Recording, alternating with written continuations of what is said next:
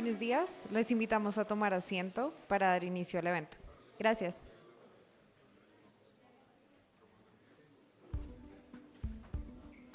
So that was just please be seated, but I didn't see the need to translate since our international guests are being so polite.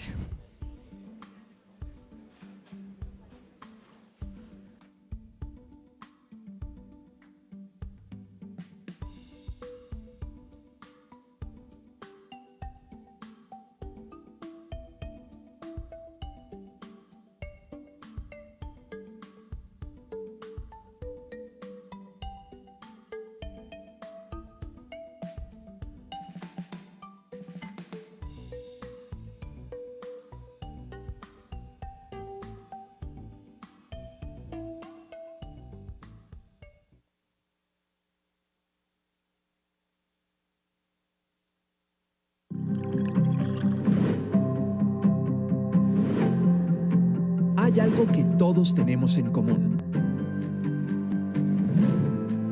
Somos consumidores. Compramos para vivir, para divertirnos, para sentirnos bien y para mantenernos informados y conectados con el mundo. Como consumidores, impactamos la economía del país. Influimos directamente en los mercados y en la relación de oferta y demanda. Y como consumidores, tenemos derechos que deben ser respetados. Es ahí donde nace la razón de ser y el pilar fundamental de la Superintendencia de Industria y Comercio, que desde 1968 protege y salvaguarda los derechos de los consumidores, los datos personales y ejerce vigilancia sobre los mercados y la libre competencia para que se desarrollen de manera sana, correcta y transparente. En la Superintendencia sabemos el esfuerzo que hacen los empresarios por lanzar al mercado productos originales que se destaquen y se diferencien de su competencia. Por eso somos la autoridad nacional en temas de registro de marcas, concesión de patentes y diseños industriales. Protegemos sus derechos como creadores. Estamos en permanente contacto con todos los colombianos. Actuamos como facilitadores para encontrar soluciones entre empresas y consumidores o entre empresarios cuando un desacuerdo aparece. Administramos justicia en caso de disputas entre cualquiera de las partes con el fin de proteger los derechos de propiedad industrial, competencia desleal y del consumidor. Fijamos y verificamos los aspectos relacionados con metrología legal y reglamentos técnicos para que los consumidores tengan a la mano bienes y servicios confiables, seguros y de la mejor calidad. Superintendencia de Industria y Comercio. Confianza que construye progreso.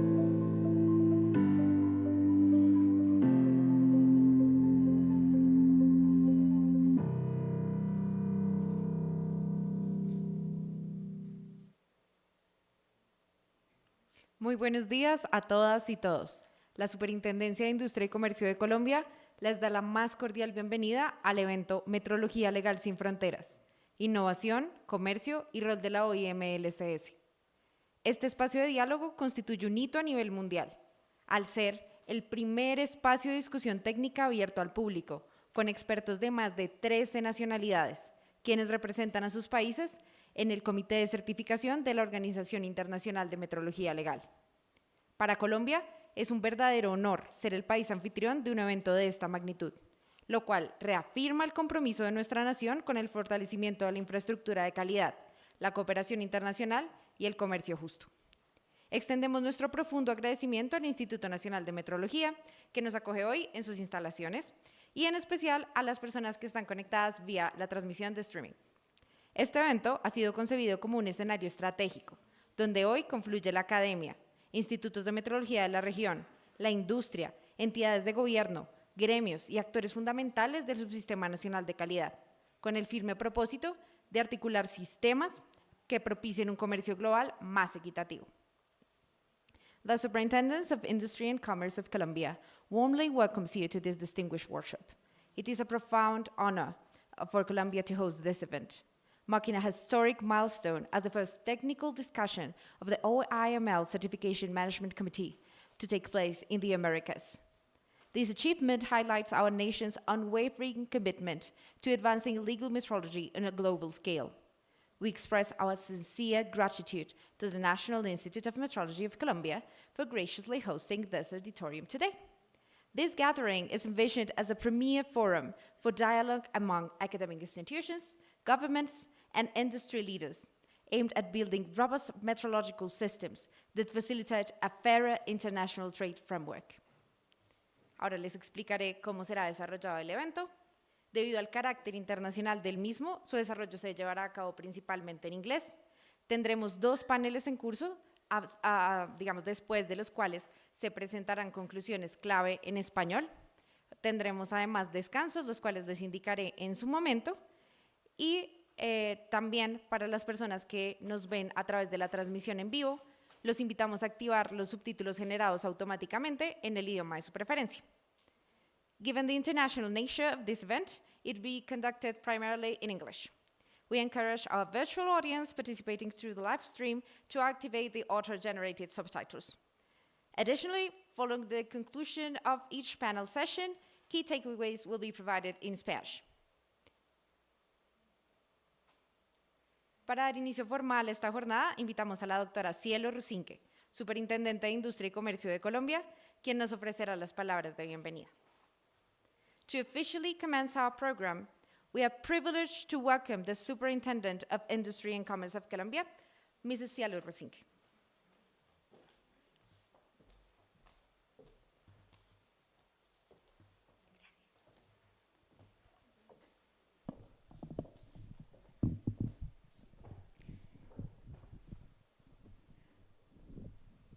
¿Será que pueden ajustar el micrófono? Ya. No lo puedo sostener y está desajustado. Ahí ya, yo creo que ya. ¿Ya te queda? Sí, ya. O záfalo. Ya, listo. Honorables autoridades, excelentísimo cuerpo diplomático, distinguidos representantes de organismos internacionales, señor presidente internacional de Metrología Legal, señor Joseph Matthew, señor presidente del Comité de Gestión del Sistema de Certificación OIML, señor Mark Schmidt, directivos de la OIML, autoridades nacionales, estimados panelistas, expertos invitados y participantes. Reciban un cordial saludo de bienvenida desde la Superintendencia de Industria y Comercio, así como la República de Colombia para nuestros invitados internacionales. Es para nosotros un privilegio y una responsabilidad acoger hoy en Bogotá este taller titulado Metrología Legal sin Fronteras, Innovación, Comercio y el papel del sistema de certificación de la OIML. Espacio que hemos organizado con la firme intención de propiciar un diálogo técnico, riguroso, una reflexión crítica y la cooperación práctica entre quienes en la defensa de la confianza pública trabajan en esta medición. La metrología legal suele operar con discreción en la cotidianidad de nuestras economías. Sin embargo, su alcance es profundo y constitutivo. Las mediciones, cuando se pesa, se dosifica o se calibra, sostienen millones de transacciones que exigen precisión, trazabilidad y verificabilidad. Tras cada una de estas operaciones subyace una exigencia ética, que la medición sea confiable y que sobre esa confiabilidad se pueda edificar la confianza social necesaria para el intercambio justo. La historia de la metrología legal es en este sentido también la historia de una transformación de mentalidades, desde referencias corporales y prácticas locales en comunidades triviales y sociedades preestatales, pasando por el anhelo de unidad y transparencia expresado en la Revolución Francesa, hasta la institucionalización de sistemas estatales y hoy la conformación de marcos internacionales que garantizan la fe pública en las unidades y los instrumentos. Este tránsito demuestra que la medición dejó de ser una mera convención para convertirse en un acto público que sintetiza expectativas culturales, científicas y políticas. El paso de medidas basadas en el cuerpo humano a unidades definidas por constantes físicas y protocolos de trazabilidad refleja no solo avances técnicos, sino un compromiso civilizatorio. La técnica al servicio de la equidad y la honestidad en los intercambios.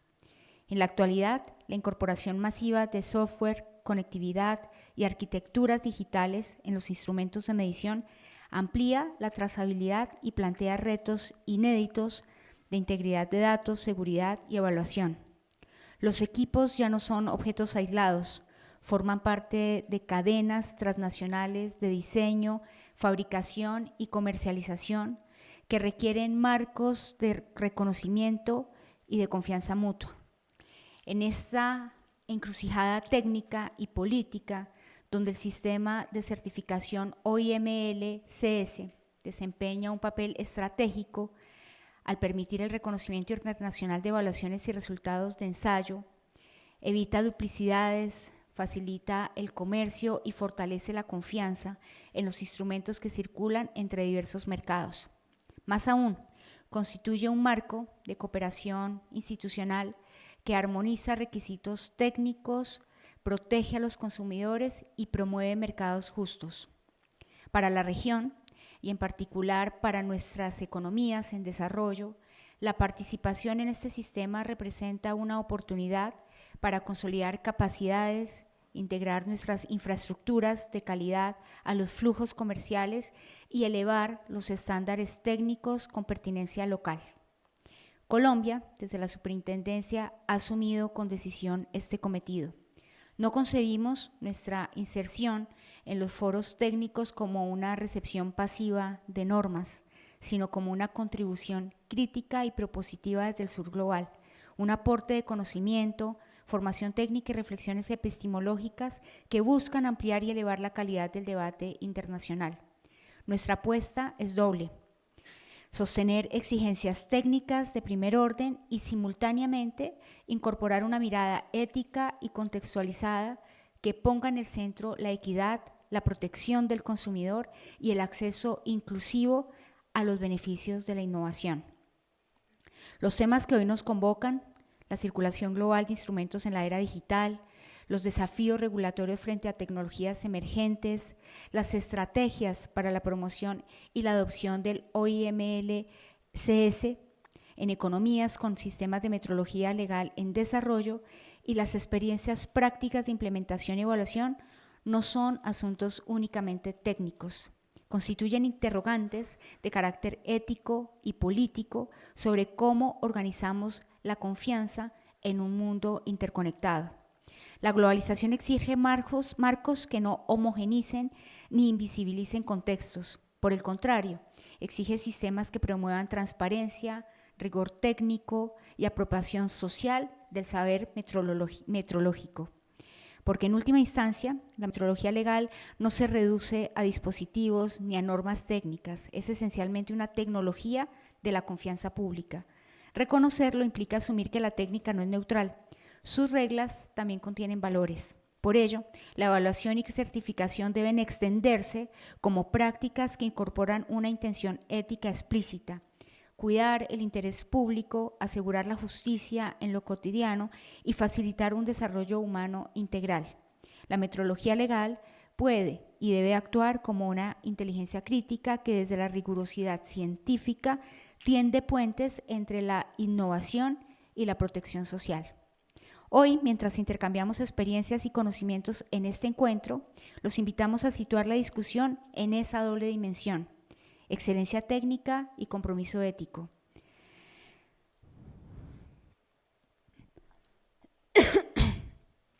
¿A qué examinamos con rigor también?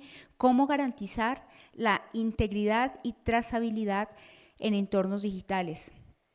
¿Cómo armonizar requisitos técnicos sin soslayar nuestras realidades?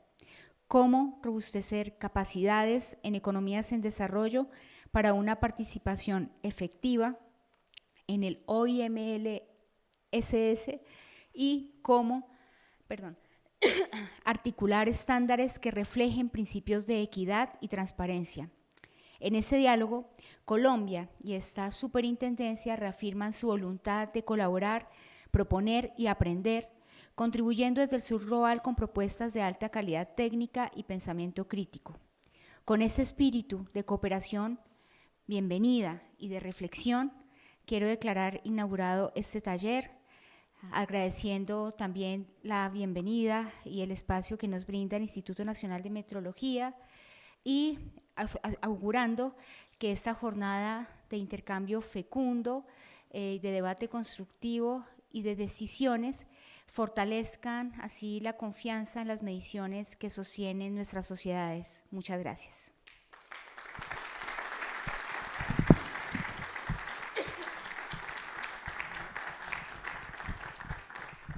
¿Quién me ayuda a sostener esto? Es que no se sostiene. Ya, ahí creo que ya. Listo. Si ese micrófono está acá.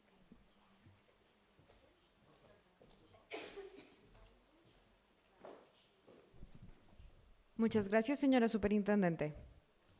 Now I will make the translation to English.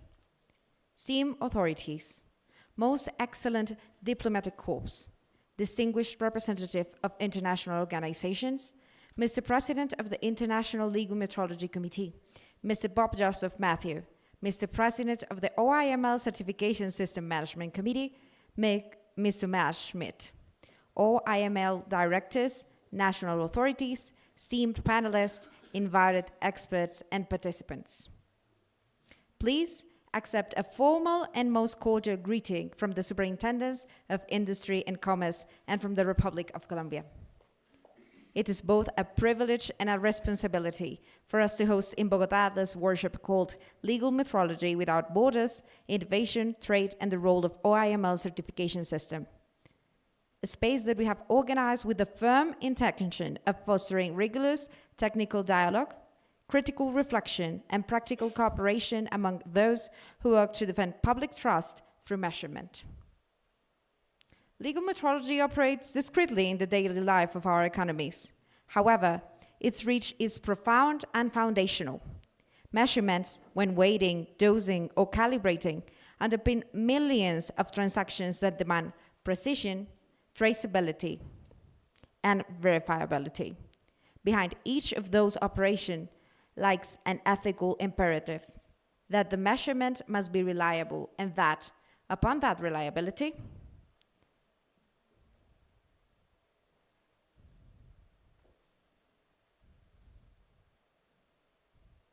the social trust necessary for fair exchange can be built.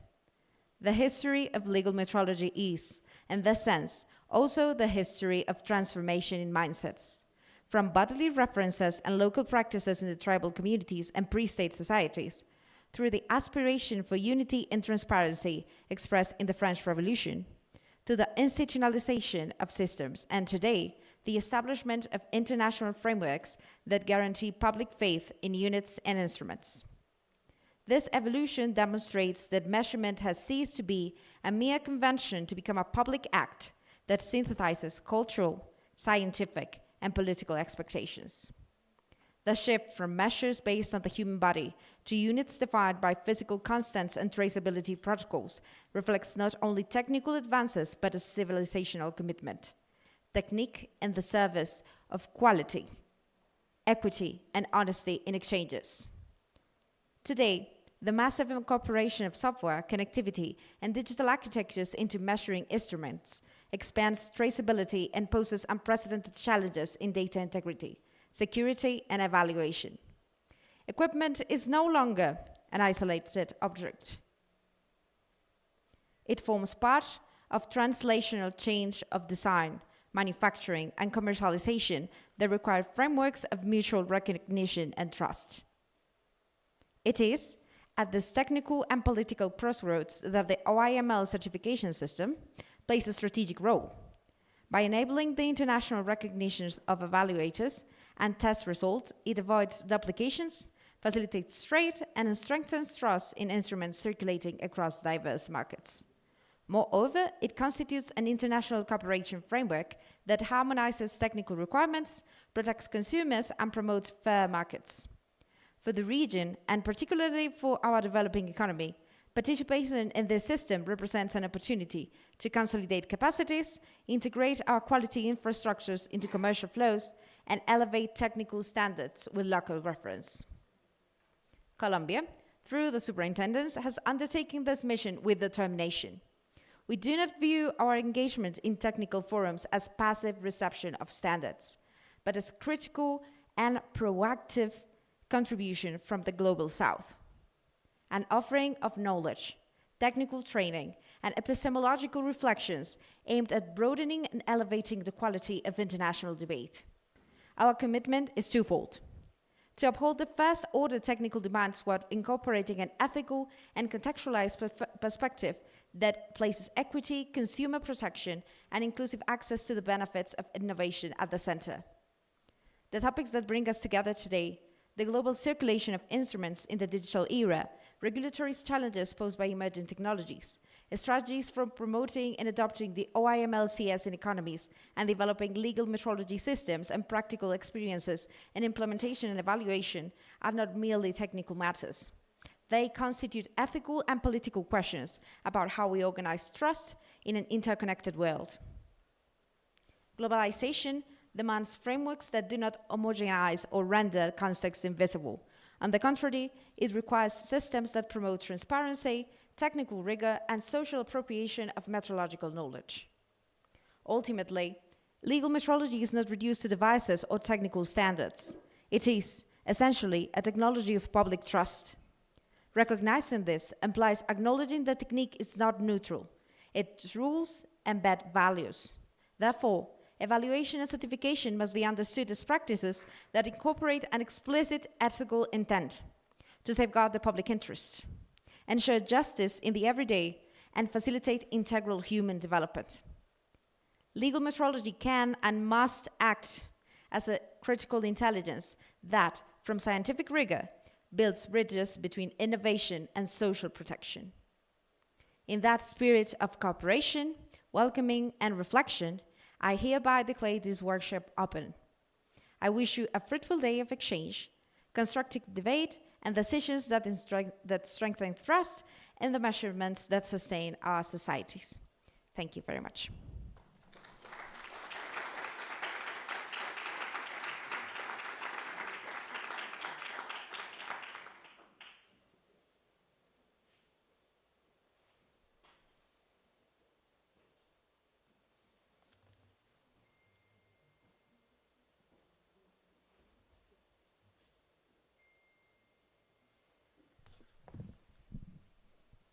Continuando con nuestra agenda, escucharemos la presentación titulada Updates in the OIML-CS Authorized Schemes and the New Edition of OIML B18. No, sorry. That's not the first one. Un momento.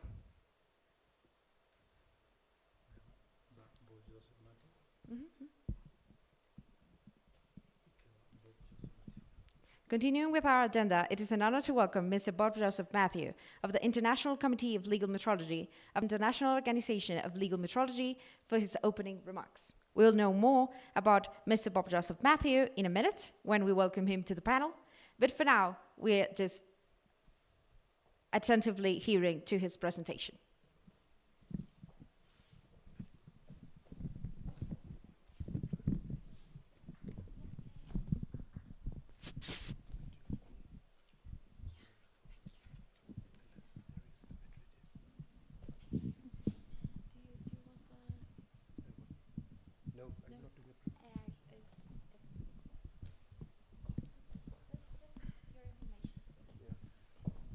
That's me, apparently.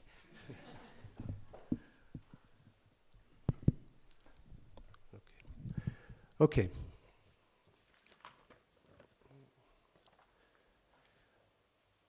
Señora Superintendente, señoras y señores, distinguidos invitados, estimados colegas, es para mí un verdadero honor tener la oportunidad de participar hoy en taller de OIML-CS en Bogotá. Deseo expresar mi más sincero agradecimiento al anfitrión por la organización de este seminario. As president of the OIML, this event is offering us an extraordinary opportunity to connect with representatives of industry, academia, government authorities, verification officers, metrology institute, or conformity assessments, but also people from manufacturing bodies. Hosting this event in Bogota underlines also the great importance of Colombia and the Americas to OIML as well. We are very honored and privileged to be here. This is, in my belief, a valuable setting for sharing knowledge, and as you expressed already, and the experience of the OIML certification system, and to understand the needs of the different actors in the quality infrastructure. I know I'm repeating some of your words, but I think it is important that we underline these things. The quality infrastructure includes metrology, standardization, accreditation, and conformity assessment, as well as market surveillance. These pillars ensure that products, services, and systems meet expectations safely, reliably, and consistently. As policymakers, we recognize that the foundation of sustainable development, fair trade, and consumer protection lies in a robust quality infrastructure. Among these, legal metrology measurement regulated by law is one of the most impactful areas of international cooperation. The OIML provides exactly a framework to ensure that measurements are accurate, fair, and globally consistent. Metrology touches every aspect of our daily lives, often invisibly, from fuel pumps and supermarket scales to electricity meters in our homes. Metrology underpins the trust we place in everyday transactions. You have trust in these transactions because the technical requirements defined by the legal metrology regulation guarantee that required accuracy of measurements is realized. A sound measurement system is an essential element in achieving globally accepted calibration and testing results. Essential factors for such a system are traceability to the international system of units, regulated measurements and measuring instruments, confidence in testing and measurement results via certification, standardization, accreditation, and calibration. Due to the critical role of measurements in conformity assessment, OIML has created a flagship initiative, the OIML certification system, within which international consistency of measurement and testing can be demonstrated. This system fosters mutual confidence in type evaluation of measuring instruments by providing a framework for issuing and accepting OIML certificates. The OIML-CS facilitates international acceptance of OIML certificates and or associate OIML type evaluation reports as the basis for issuing national or regional type approvals for regulated instruments. The CS accelerates market access and strengthens trust in international transactions by reducing technical barriers to trade and avoiding duplication of conformity assessment. As a result, the aim of measured once, accepted everywhere, can be ensured, and trade regulators can rely on the OIML-CS as evidence of compliance with national and international regulations and standards. The aim of the OIML-CS is to facilitate, accelerate, and harmonize the work of international and regional bodies that are responsible for type evaluation and approval of measuring instruments subject to legal metrological control. This workshop, I believe, is a real great opportunity to explain the principles, the structure, the governance, and future developments of the OIML-CS. Today, the importance of legal metrology is expanding rapidly in this region as well. It is indispensable for consumer protection, fair trade, and market surveillance, and plays a critical role in sectors such as energy, healthcare, e-commerce, environmental monitoring, or any other. Everyday transactions depend on legal metrology. In an era of international trade and digitalization, this trust is not just global, it's also very much local. In conclusion, metrology, both scientific and legal, is not merely a technical discipline. It is a strategic enabler of international trade, regulatory compliance, and sustainable development. Strengthening metrology infrastructure and global cooperation, including initiatives like the OIML-CS, is essential for a fair, transparent, and inclusive marketplace. Muchas gracias por su atención. Les deseo una jornada fructífera y llena de enriquecedores intercambios.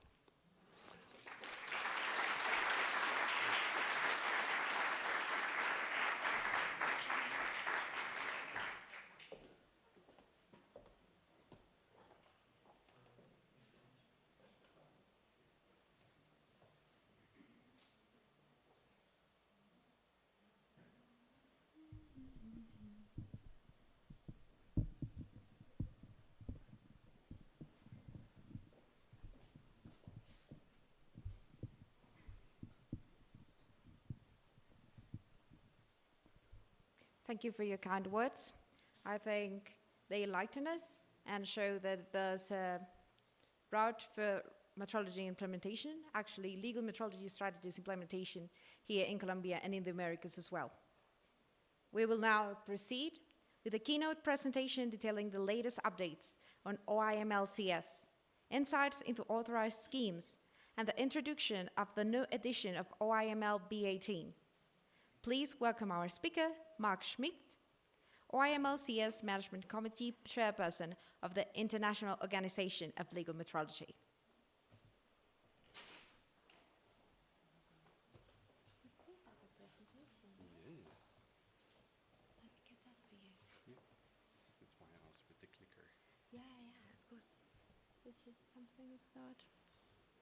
Podemos poner la presentación de Mark Schmidt en la proyección, por favor.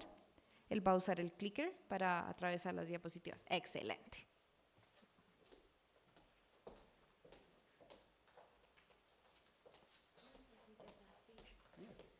No, sure. No worries. Thank you. This one behind. Perfect. There we go.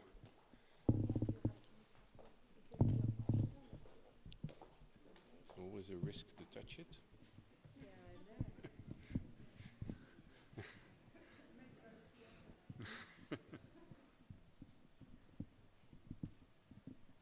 Is that enough? Yes. Yeah.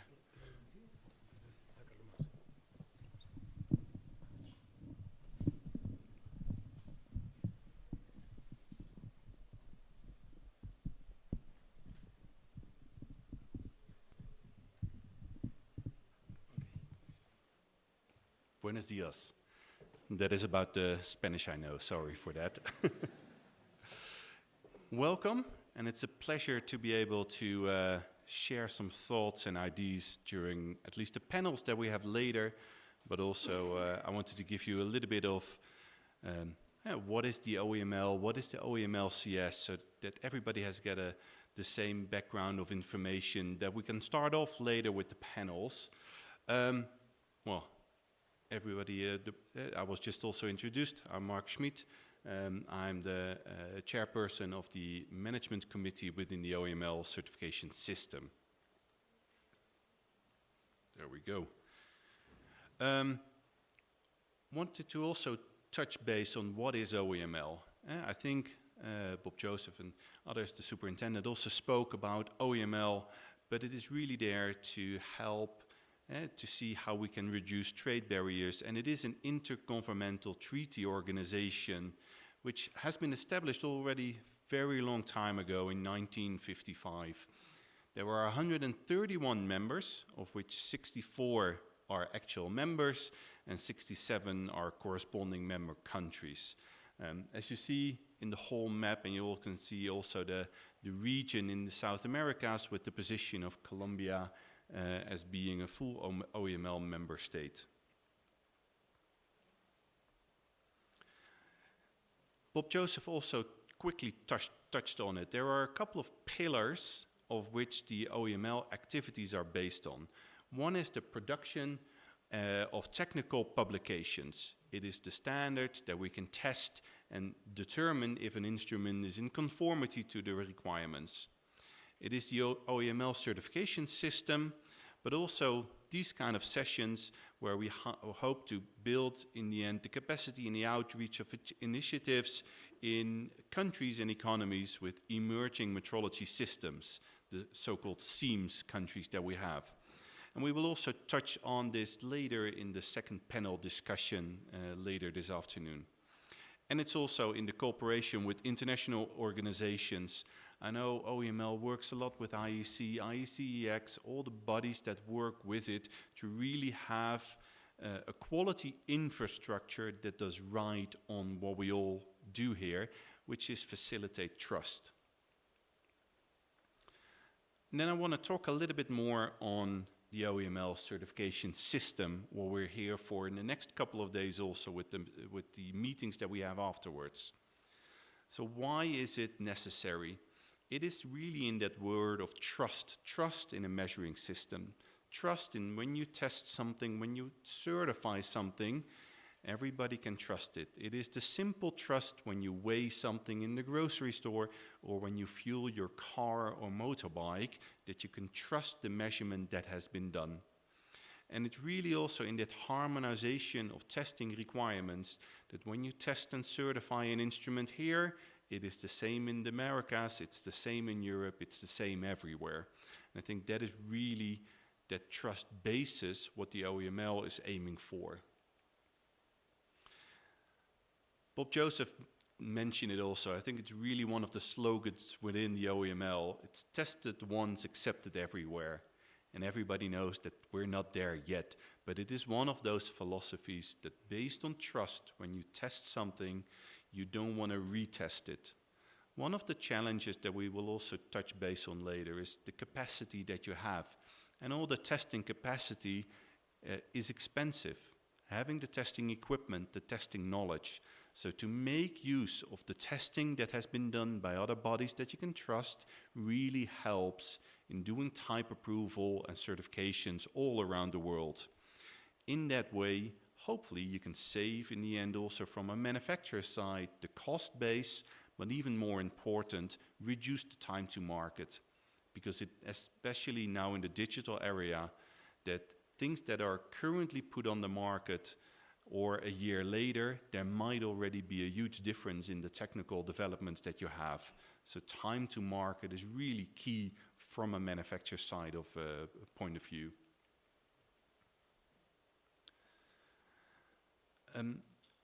The trust that we build on is really to make sure that how do you have trust? It is trust that you have the testing laboratories, the testing the certification bodies to all work in the same manner, to have in the end the same quality system, either through accreditation or through peer assessment. I know various of the colleagues that sit around here, they visit all test facilities in the world to see if they are up to the standards that we have agreed upon together to foster that trust in the certification system, in the end to have a certificate issued once. So having that trust also and that technical capability builds, we spoke about it also yesterday evening. It's talking about testing and certification. It is talking about with your peers that really develops the system. You can think of something on your own, but it is sharing your thoughts and ideas that in the end build the trust. How have you come to a certain test? How have you come to a certain conclusion? And I think that is really what helps here also. Then there are a couple of objectives of the OIML certification system. It is the promotion, of course, also the promotion of a harmonization system that we have, avoid unnecessary retesting, and in the end, confidence in the results. And as an example, you can find all the OIML certificates rightly on the OIML website, that you can have a certificate there, that you can trust that it is tested and certified in line with the requirements. we're working in a field where different bodies are. There's on one side, there's the regulators, which in the OIML system we also use often or call the utilizers and the associates. It's the ones that need in the end the certificates to issue a regional or national certificate. It's the users on the other side where you have the manufacturers. Manufacturers want to test it once and use that certificate to grant access to the world. And then there's the test and certification bodies, which we call in the OIML system the OIML issuing authorities or the OIML test laboratories working below that. And there's test laboratories independent, but there's also often made use of manufacturer test laboratories because, as mentioned, test capability around the world is scarce, so we need to make use of everything that we have in the OIML system.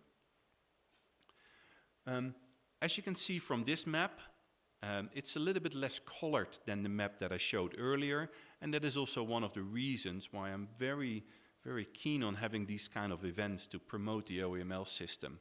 Because currently there are 14 issuing authorities, so those are the blue ones, and you can see that they're centrated much more in Europe or a little bit to the east. And it would be great to also have more in the region where you can make use of the test facilities that are there instead of shipping all big instruments to the other side of the world, but test them also locally. But you can see that there are already much more utilizers. And besides the utilizers, there's also something that we call the secret utilizers. You can always make use of OIML certificates, OIML type evaluation reports without the signing up to the agreement of it. But making use of what is there is already very important. Then I want to talk a little bit also on the OIML issuing authorities and the test laboratories. Because in the end, what they need to comply to, how they test it, is the part that fosters the trust in the certificate that we have. This is a nice table. You can find it also on the OIML website.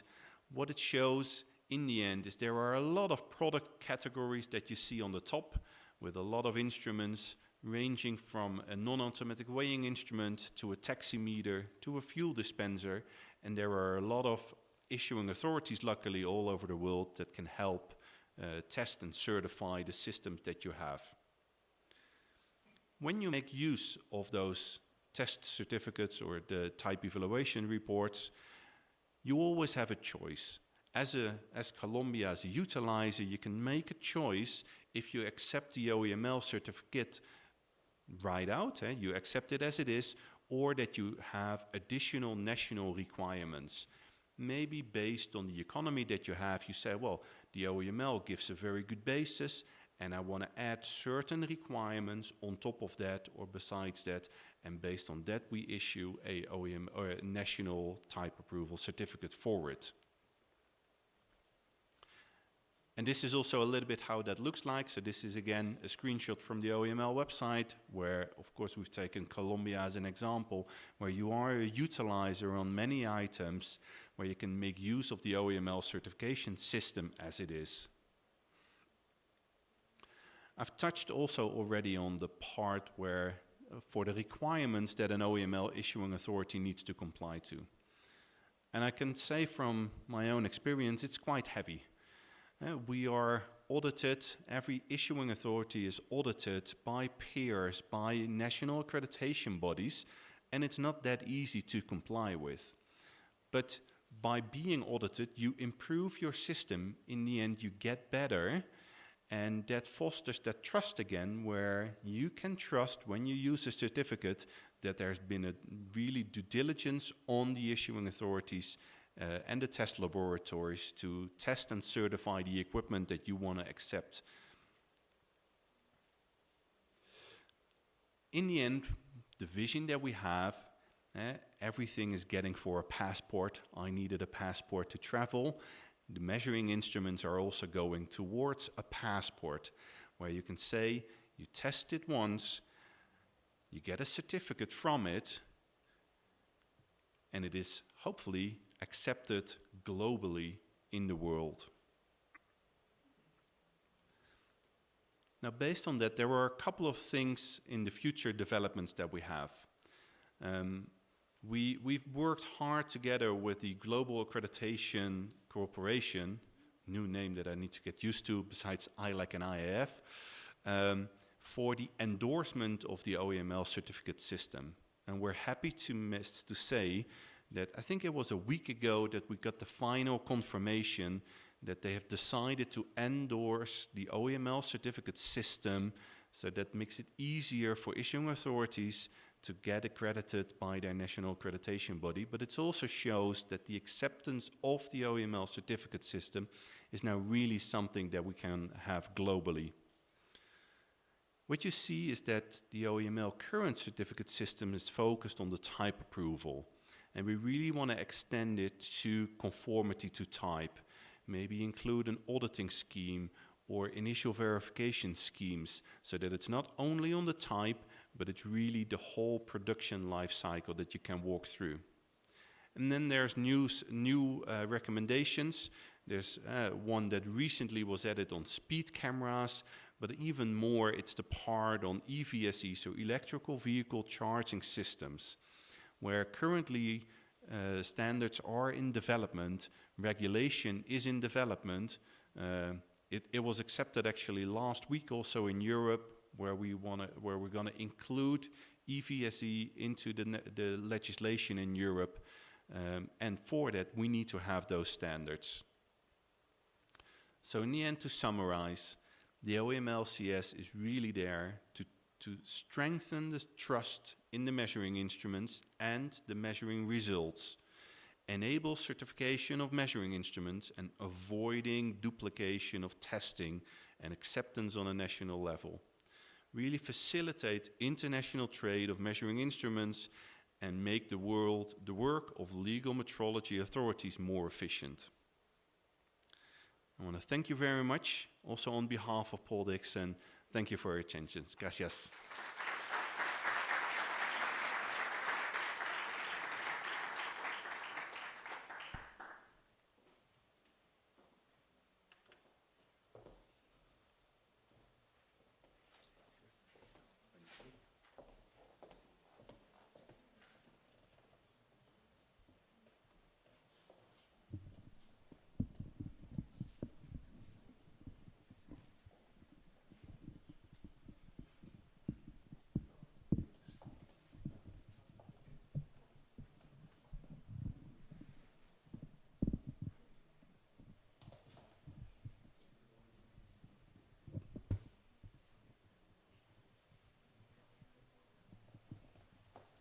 Listo, ya, la diferencia de altura.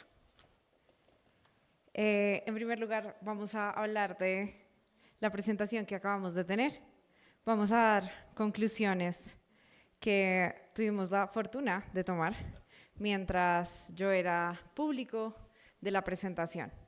Entonces nos hablaron del rol de la OIML como el organismo certificador que busca fortalecer la confianza en los instrumentos de medida. Hablamos de un grupo de países que llamamos SIMs, que son países con sistemas metrológicos emergentes, y cómo generar esa confianza en los instrumentos de medida a través de la certificación. Hay un lema que me impactó de la presentación, que es el lema de la OIML-CS, que dice, probado una vez, aceptado en todas partes. Entonces tenemos este sistema de certificación que de implementarse aseguraría que los instrumentos pudieran ser probados de manera local en laboratorios acreditados y que luego esa misma acreditación fuera válida alrededor del mundo. Esto implicaría necesariamente una reducción de costos y además otra manera de construir esa confianza de la que nos hablaron en la presentación es explicar la ruta a través de la cual se construyen esas conclusiones. Esta estrategia, que tiene un objetivo muy claro, también tiene unos desafíos que incluyen la necesidad de laboratorios de prueba, el hecho de que exista acreditación y revisión por pares, el hecho de que la mayoría de los miembros que hacen parte de esta agrupación se encuentran en Europa y parte de Asia. Entonces también nos explicaron las condiciones para ser parte de la OIML-CS en sus diferentes roles y hablamos de que Colombia en este momento ostenta el rol de utilizer, que únicamente no permite usar los estándares, sino además hacer parte de todo este sistema de certificación y utilizar sus laboratorios acreditados para producir nuevos estándares. También se presentó esta idea revolucionaria de un pasaporte para los instrumentos de medida, en el cual se exhibiera la certificación expedida por alguno de los laboratorios miembros y fuera aceptado en diferentes economías del mundo que hicieran parte de la organización.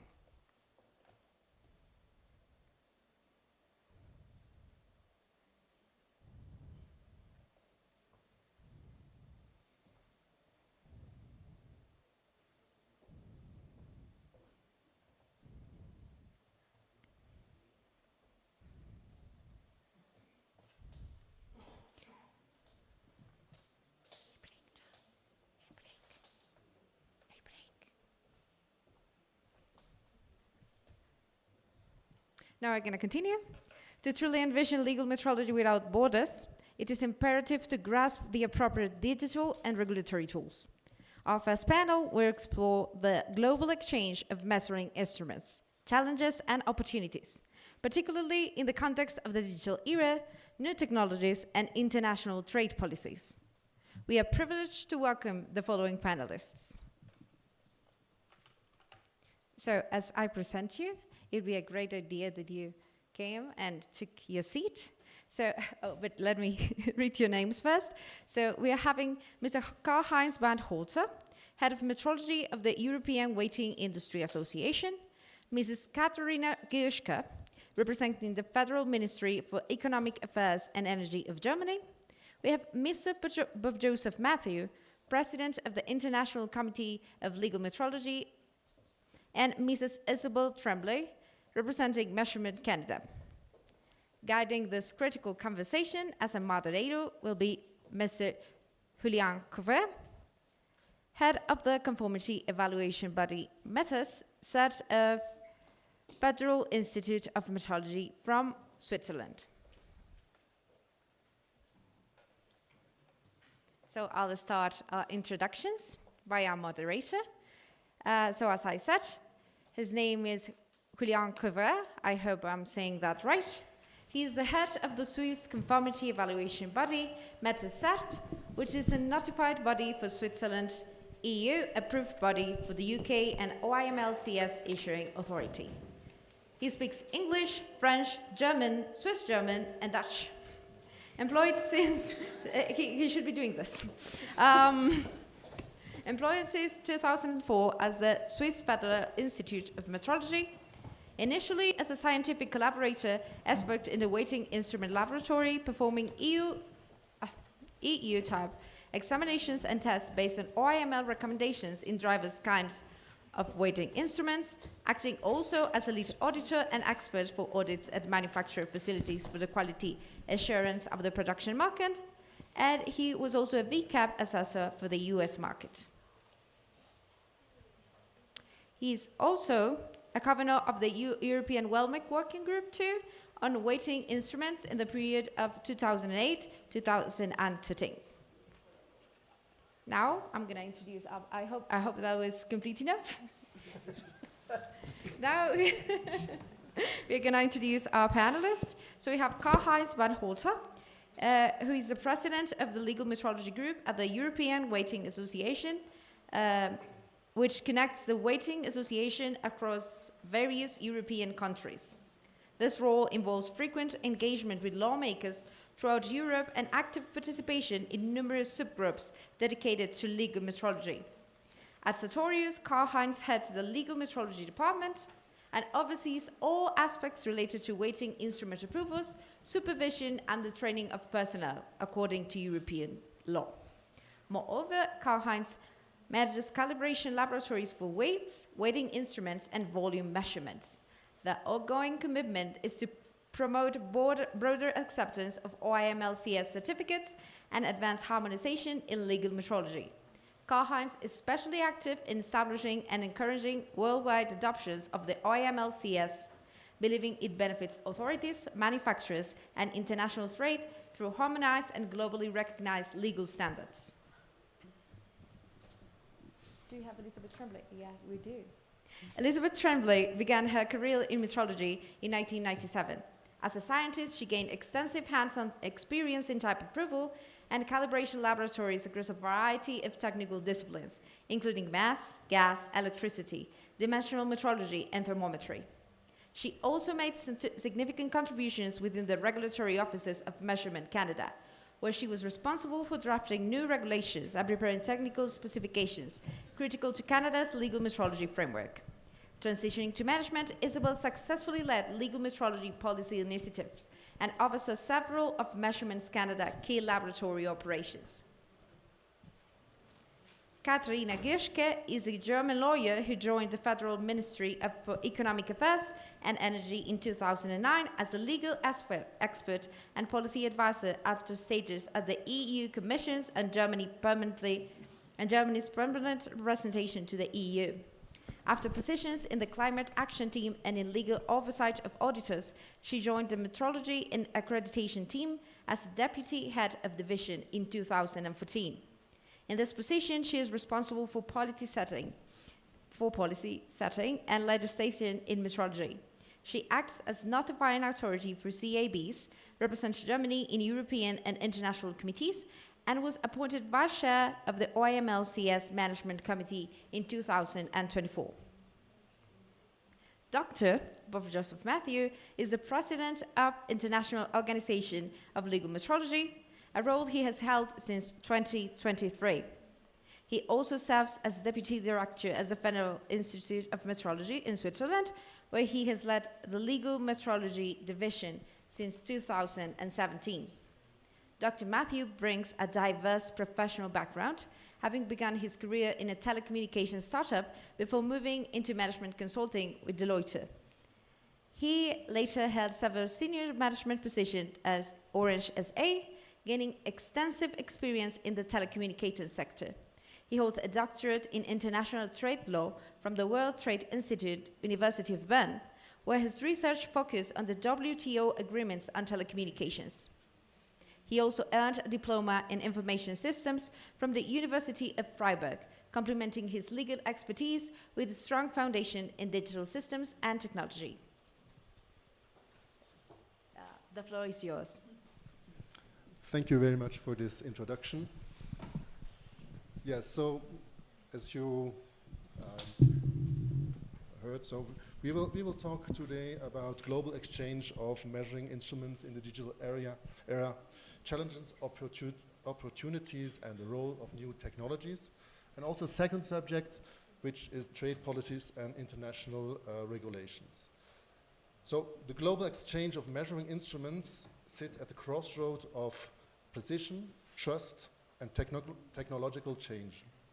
Reliable measurement underpins fair trade, industrial innovation, and consumer protection, which makes harmonized standards and interoperable systems essential for any export-driven economy. So yet international exchange still faces barriers. Differing conformity assessments, fragmented digital infrastructures, and uneven regulatory capacities. So you have the chance today to have 4 experts in legal metrology in different fields, experts who have traveled the world, know different continents, and how different system works. So we have with Isabel a representation of Canada and let's say North America. We have with Katharina, we have German legislation, but also further to European legislation, because with the harmonization in Europe, and there it works very well. We have a voice from this side, and with Bob Joseph, the president of the CML, we have the view of the OIML, and of course manufacturers are also represented with Karl-Heinz representing the CSIP. So Bob, may I ask you the first question? So how does OIML-CS or OIML contribute to reducing technical barriers to trade for measuring instruments within the framework of the World Trade Organization Trade Barrier Agreement, TBT agreement? So thank you very much for this question. I think, and it's actually also was very helpful that you set the scene for our hopefully a little bit controversial discussion. Yes, so to simplify your question, it's like, I think as OML, there's one important thing, and but you already presented as well, Mark, is the OML develops model regulations for legal metrology. And this is very important as an aspect for what I'm going to say. So these model regulations are the so-called recommendations, OML recommendations. It's like an expression you will hear again and again today, but also in the coming days in our meetings. And these regulations or these recommendations, they're recognized by the WTO as a standard in the context of the technical barriers to trade agreement, meaning that if you apply to these standards, they should be giving you kind of a passport or an entry into other markets because you prove that you fulfill globally accepted standards. And the OIML-CS comes there exactly into play. Tested everywhere and accepted everywhere. That's actually at the end, tested once and accepted everywhere. That's exactly the vision we have. And when you take this into account, this is exactly the relationship to the WTO. Of course, it's still a vision, and I can imagine that perhaps from a manufacturer perspective, this vision needs still to be achieved. Of course. Good, thank you for... Yes, yes, Karl-Heinz. From my point of view, or from the manufacturer's point of view, we have to harmonize our regulations, our requirements all over the world. And this is one of the key points we have to develop. And therefore, I fight always for new recommendations to fulfill these requirements. And I wonder when we revise recommendations, I miss always participants from all over the world. There are some, 5, 10 countries which are active in these recommendations, revisions, but all the others are not aware of this. I don't know what to do, that they can understand the recommendations, because that's a good chance to come together and to probably also bring new requirements, which is needed for some countries, that can be possible, bring it into these recommendations, and that those countries can accept it as well. I think that's the main topic. We have to go forward with harmonization of the recommendations, that we can accept it and work with it as a harmonized world. So you talk about recommendations, revisions of recommendations. I mean, recommendations, OIML recommendations are like standards. They describe what an instrument can do, how to be tested, all the things, everything. So, and there you say there's not enough support of all the countries when it comes to the revision. Yes. Katharina, what do you think about this purpose that countries, how can countries contribute more to the revision of these recommendations? Yes, thank you for the question. Let me take one step back, coming not from the technical side, but from the policy and legislation side. For us, it's always important to satisfy different needs. On the one side, we want to have trust, and we want to ensure the trust. And on the other side, we want to make it easy on the industry. And to marry these two goals, these two basic goals, we're using TBT agreements, we are using, in the case of metrology, we're using the OIML system. Now, what can countries do to facilitate this? And I totally agree with you. It's the same in a lot of metrology groups, not only in the technical groups of the OIML, that we tend to see that it's the same people from the same regions working on the same things. And we would, of course, prefer a diverse approach to things. And why do we do that? Because the more diverse the approach is, the less it's one country, one economy, one interest group, whoever that may be, dictating things and just setting the standard that will then, in the case of OIML recommendations, become a global standard. So we're, of course, interested in having a level playing field and having players from everywhere on this playing field. It reduces maybe the additional national requirements that Mark has already mentioned. It makes it much more likely to actually have global standards that will be applied everywhere, and to, in that way, achieve our goal of, in case of the OIML-CS, tested once, recognized everywhere. Good. So, if I understand well, you invite as many as possible of experts and countries from different countries. Yes. So to have a better acceptance everywhere, so that these recommendations can be used in the national legislation, and like this, it will also reduce the barrier of trade. So, Isabel, about Canada, what is the view of North America? So I have a personal point of view is I'm stuck between the manufacturer's point of view, harmonization, and the regulation.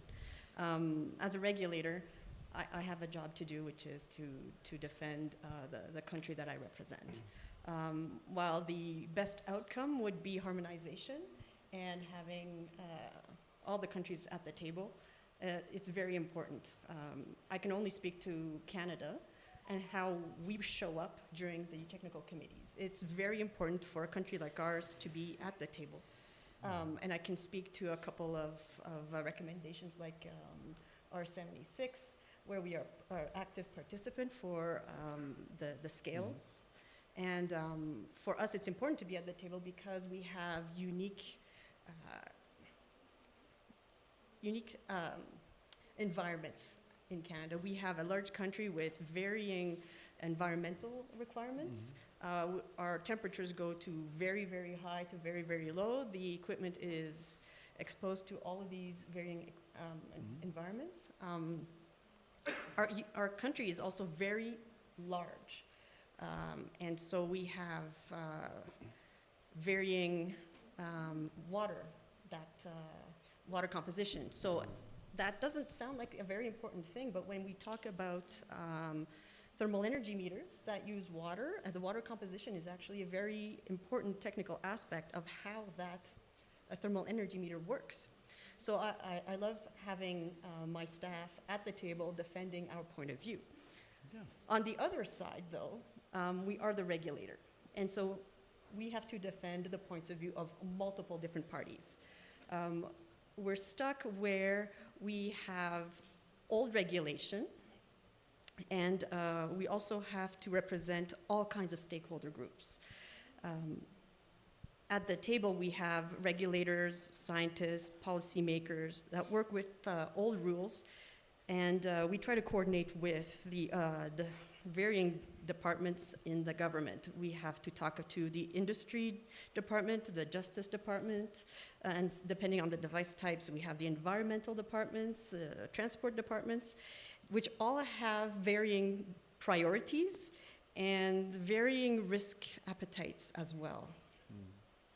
This means extensive consultation, a lot of negotiation, and that can take a lot of time. And I know that for you, putting new devices in the marketplace is very important. I can talk about just one device, for example, that we've been dealing with, the electric vehicle supply equipment. Just on my side for the negotiations and the consultations, we've had to negotiate with funding partners for the electric vehicle supply equipment in Canada, the EVSC manufacturers, the network operators, because the EVSCs all talk to each other. It's a network, the financial transaction software makers, the landowners, then there's the EVSC owner, the service agents. In some cases, we have repair people, maintenance people, sealing, we have inspectors, and then consultation groups. That's a lot of people to please. This situation is in all countries same. Yes. I understand. That's the reason we need a long time to come together to harmonize. But this is the main work we have to do. And when we look from manufacturer side, we want to bring new technology to the market. It takes a long time to bring it to the market, to some countries. And when we have the approval for such a country, it's sometimes old technology again. So we have to accelerate these processes to come to approvals. We have to accelerate the process to harmonize. And I see as well, the lawmakers has a key role in this case, because they have to accept the recommendations as we define it as metrologists.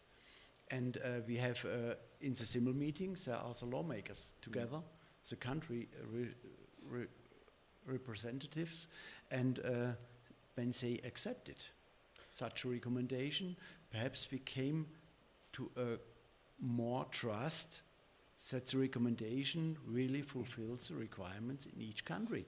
When they say yes, they should say yes and accept it. Exactly. So thank you very much. So we have heard about the difficulty, for example, in Canada to bring an instrument on the market because there's many departments are there involved. But at the other side, we have also the manufacturers who want to go as fast as possible on the market, and with the OIML system, so we have one certification, and it should be, the instrument should be brought on the market, or be possible to be brought on the market in every country to obtain a national approval. So unfortunately, we don't have a voice of Colombia here who can tell how it's working here. But of course, this is like a break of taking more time to bring the instrument on the market. So, Bob Joseph, how can the OIML system develop this, going further to make it faster and make these barriers lower?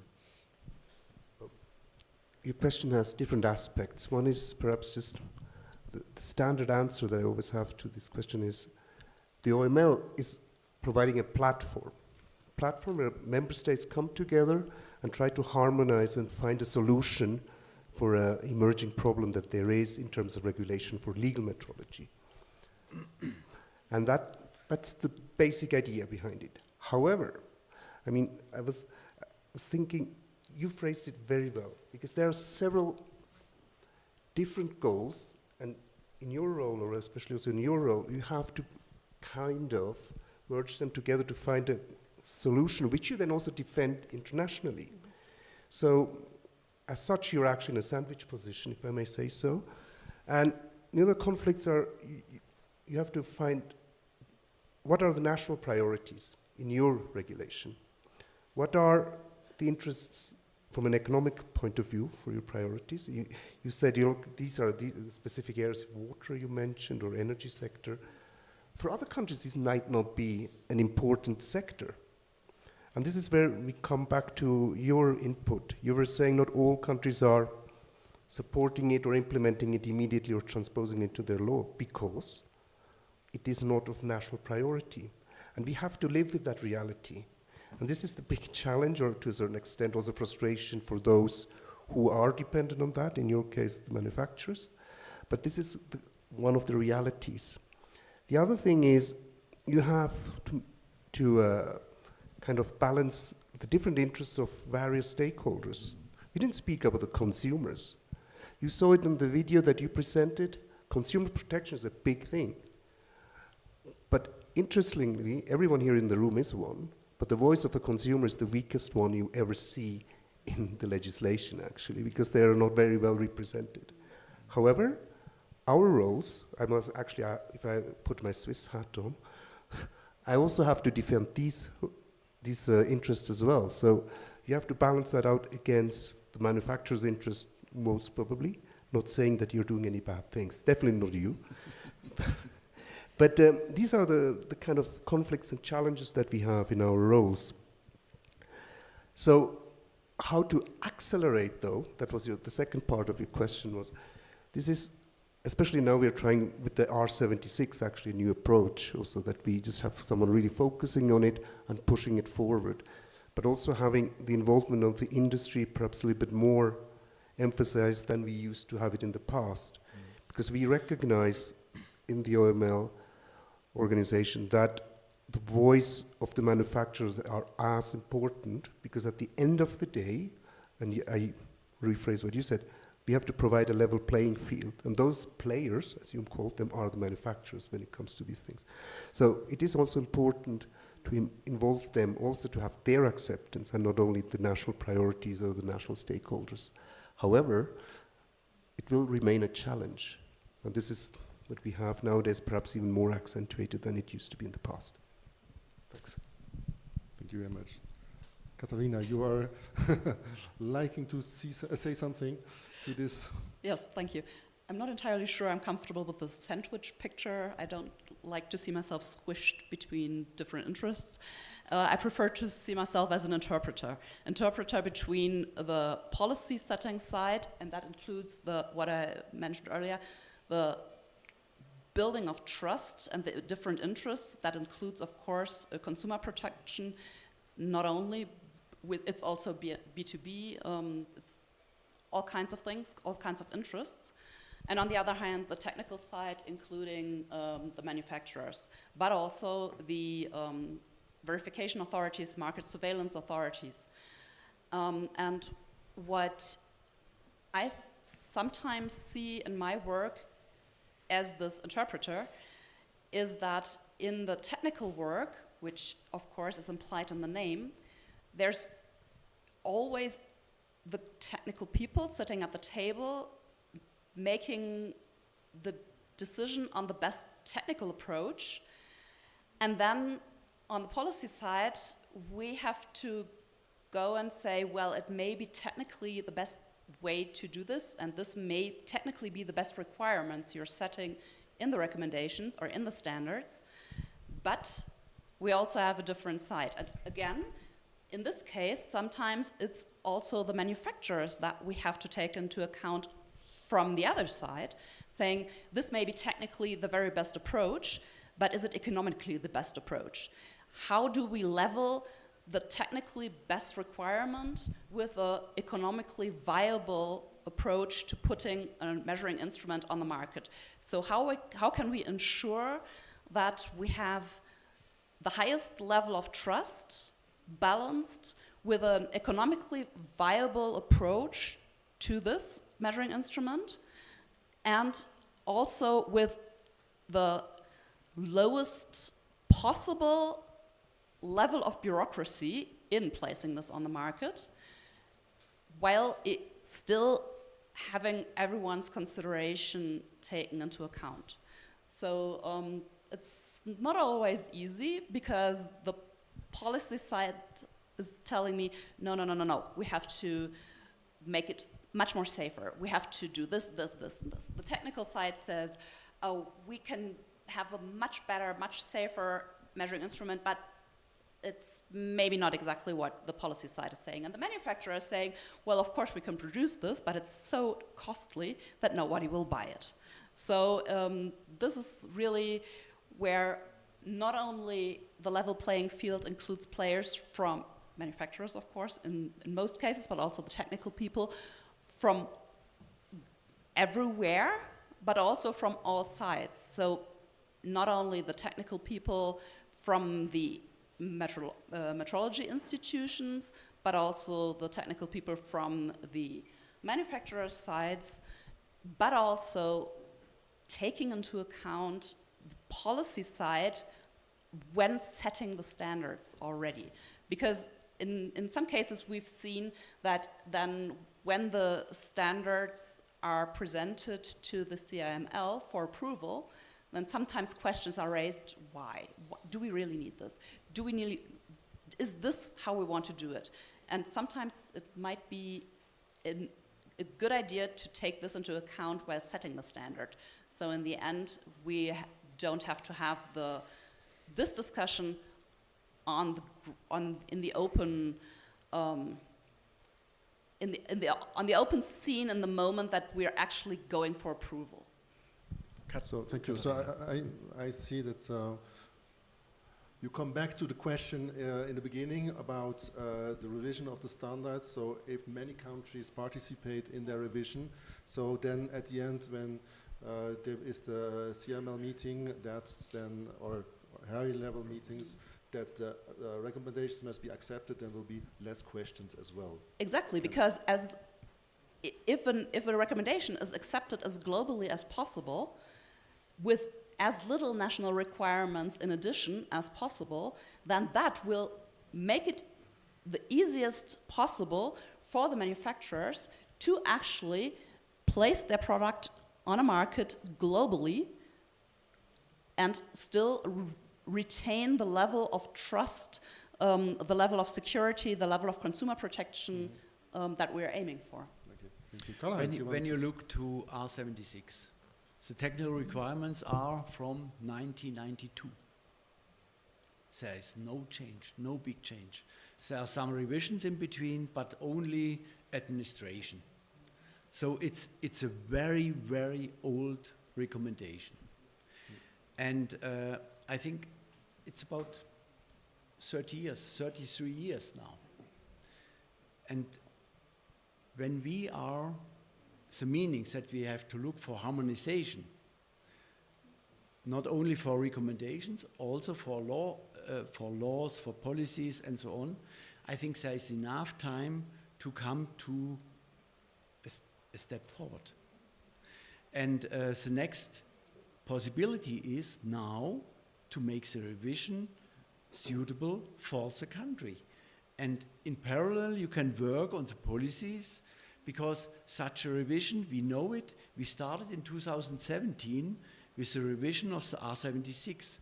And we restarted now, last year again, because there were some difficulties, but it takes again about 5 years to come to a revision of such a recommendation. And this is a long time for manufacturers, a long time for technologies. We're still on the state of 1992.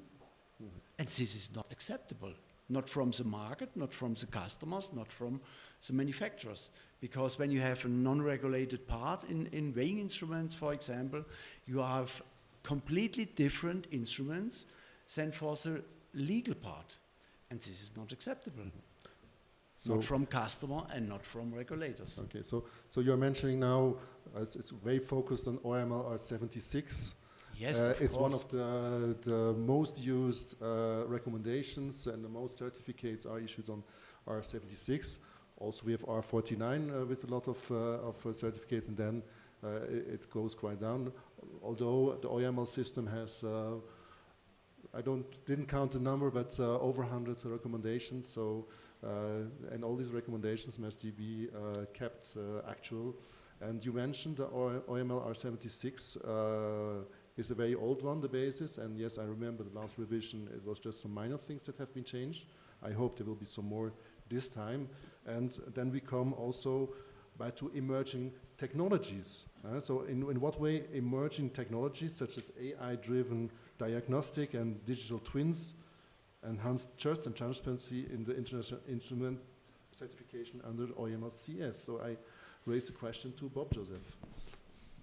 So thank you. So this is, so I mean, a part of the topic we wanted to address today. I mean, digitalization is, from different perspectives, a huge challenge nowadays. It is, and if you mention AI in any case, because that's very, very difficult to regulate as such, because it's a technology that moves on very quickly, and the regulation cycles will never be able right now to keep up the pace where the technology is going.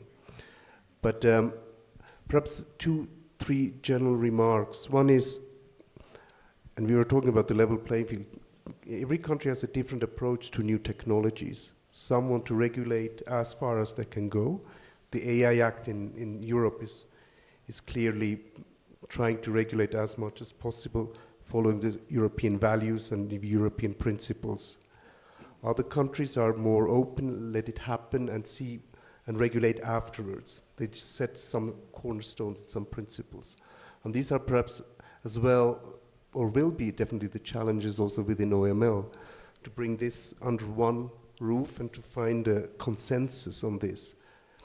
How you use technologies, I think everyone within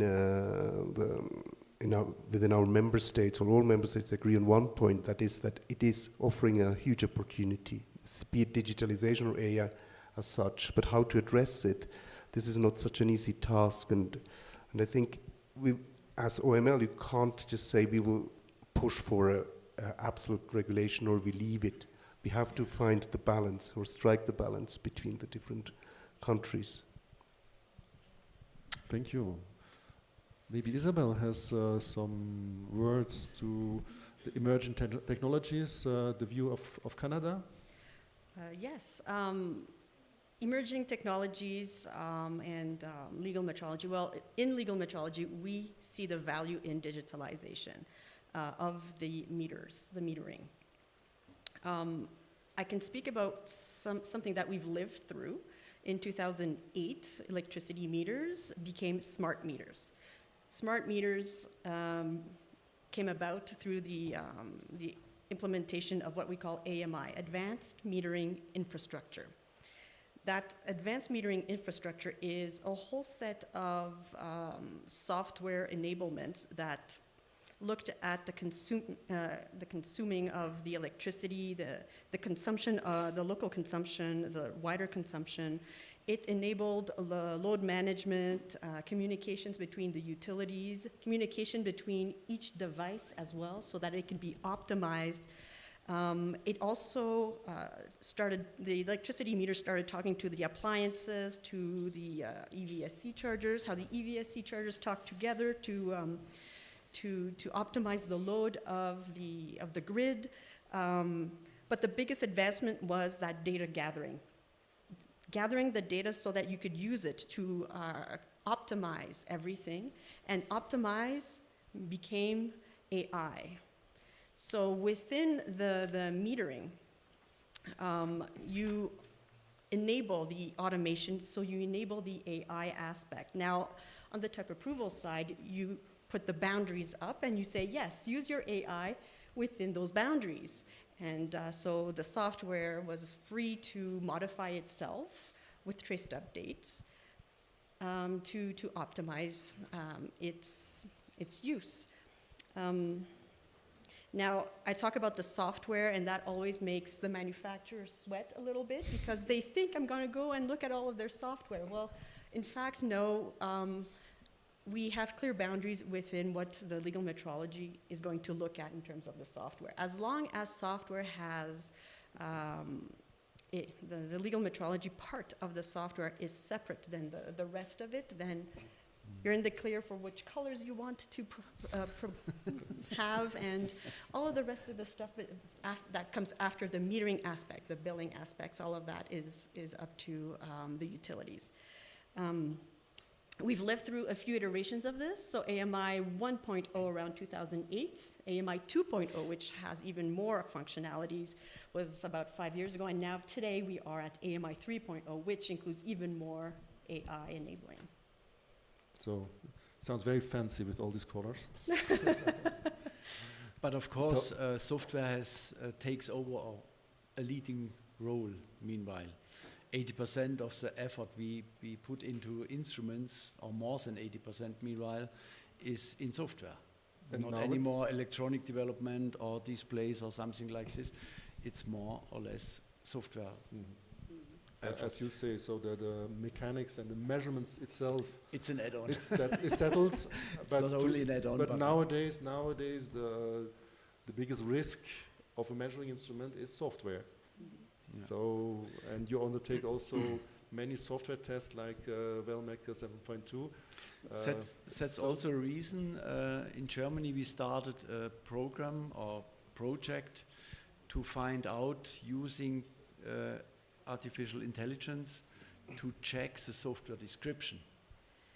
If everything is according to the law, to the guidance, to regulations we have in Germany, in Europe, and hopefully also around the world, that we can really check, is the software completely described?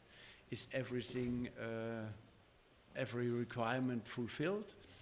And then you can do, as a manufacturer, the software description more easy. And the authority or the Metrology Institute can also do the test on an easier way. I think that's behind, because software is meanwhile so complex that you cannot imagine what happened when you change on this point or on this point something, what's happened. Even when you make software updates, you come in such a topic, what do you do as a manufacturer as well as an authority? Yeah. I think in this way, artificial intelligence is really a helpful tool. So it's a very good hint that you give here. Maybe manufacturers have to listen very carefully, because that means that artificial intelligence will not be in the metrological part of the measuring instrument, because this is a no-go anyway. But to make all the documentation and description of the instrument and prepare all the documents, because this is also a point issuing authorities and the certification bodies are struggling with, because they receive description, and this description is different with what the instrument does. Nevertheless, trust is again required. The trust is required, this is right. So we have been talking about standardization, and the OIML system, and especially the certification system, is not only making standards. It's not the goal of CS of making these recommendations. This is OIML. OIML-CS is the certification system, so type examination. And there is a whole quality infrastructure of this OIML-CS, where we have the management committee, we have several committees, subcommittees. There's a general secretariat of the OIML, we have test laboratories, we have issuing authorities, we have experts also to verify all these labs. Maybe Katharina, can you give some aspects of the importance of this system, this quality infrastructure of the OIML-CS? Yes. I would like to first shine a light on Europe, because in Europe we have a regional system that is harmonized and legally binding on the member states. There we not only set down the essential requirements for the measuring instruments, which would relate to the OIML recommendations in the OIML world, but also has a system of certification, conformity assessment, where conformity assessment bodies have to fulfill legally binding requirements that are harmonized, and the results of the conformity assessment that these bodies do is recognized everywhere in Europe. So in Europe we have this harmonized approach, and we have already set the standard of tested once, accepted everywhere within the EU framework. And now coming to the OIML scale, this is actually exactly our goal that we have, to have a set of standards and a system where the conformity assessment bodies or the certification bodies have to fulfill the same criteria, and where they assessed against these criteria, there's a system to check how they're assessed against these criteria, so that we can trust that what a certification body under the OIML-CS does, wherever it is located, and these certificates can be used wherever the product is to be placed on the market, so that we actually have a set system that, well, if it's ever going to be legally binding, I very much doubt it, because as is an international organization, slightly different. But we see in Europe that we have a system and it works. And we actually have, I'm going to this far to say, a system in the OIML that works.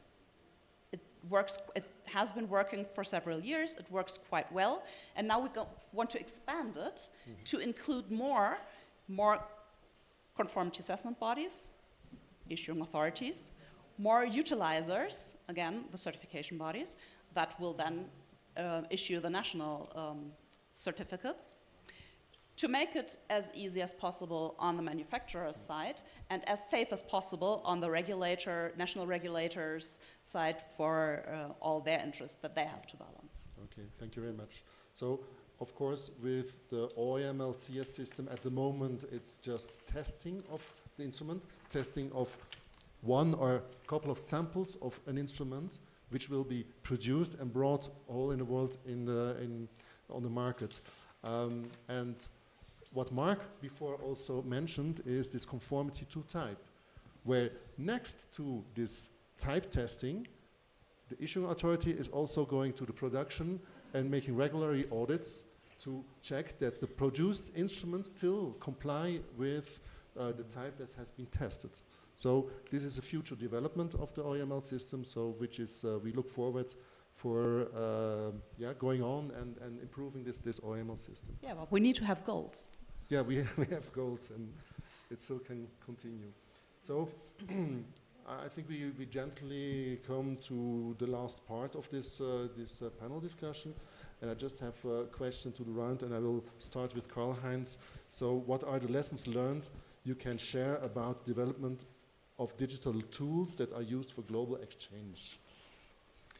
So I think we have to, I make proposal to all countries to participate on revisions on OIML recommendations.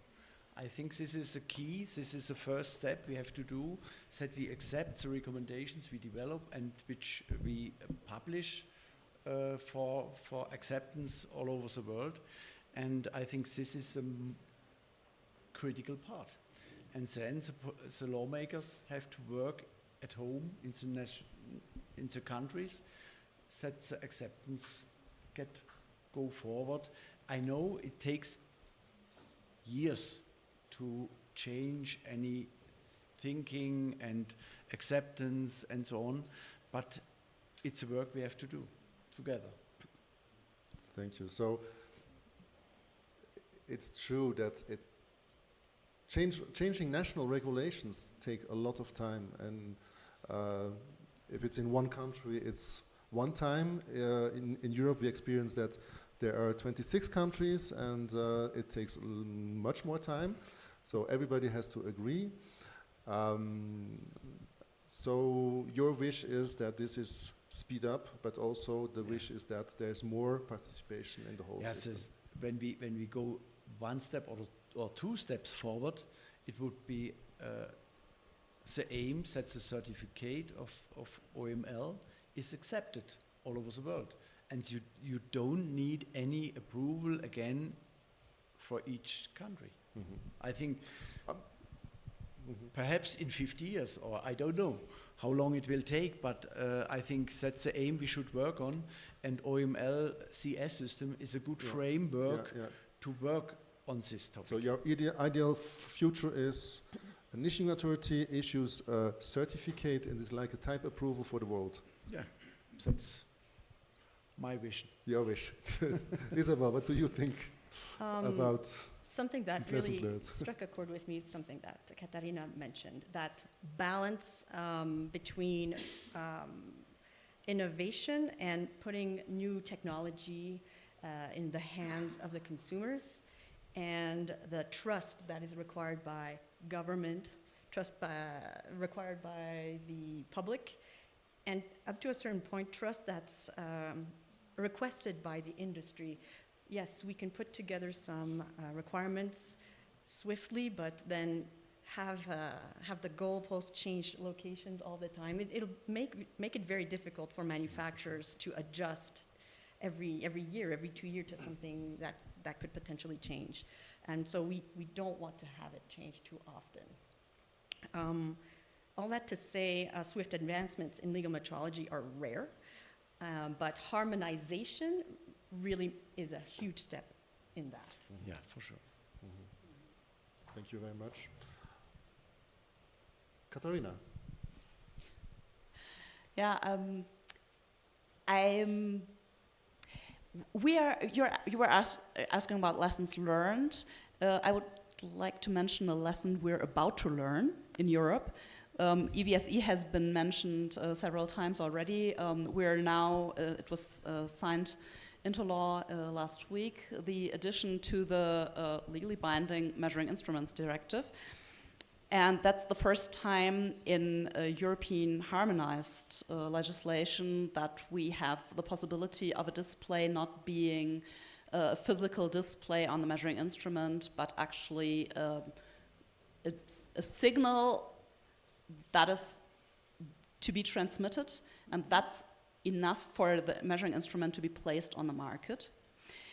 And then it's the owner of the measuring instrument, the user of the measuring instrument, who then has to realize the display.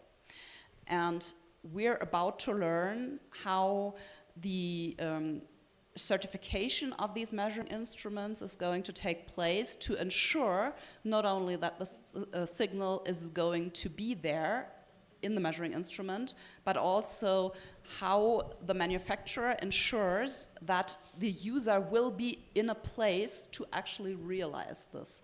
So this is this will be a very interesting thing to see in the coming years. It's not going to be short term, because once it's published in the legal journal, the official journal of the European Union, we have 20 days until it comes into force, and then an additional 24 months for the member states to actually transpose it into national law, because it's a directive, it still has to be transposed. And only in the future we will see how this will work out. But this is really one of the first real digital tools that we see that needs to be applied, and that might pose challenges in a practical application. Or it may not. Maybe it's completely easy. That's something the manufacturers tell us, it's totally easy. Conformity assessment bodies are something more skeptical here. The market surveillance authorities, who will then have to evaluate this, are even more skeptical.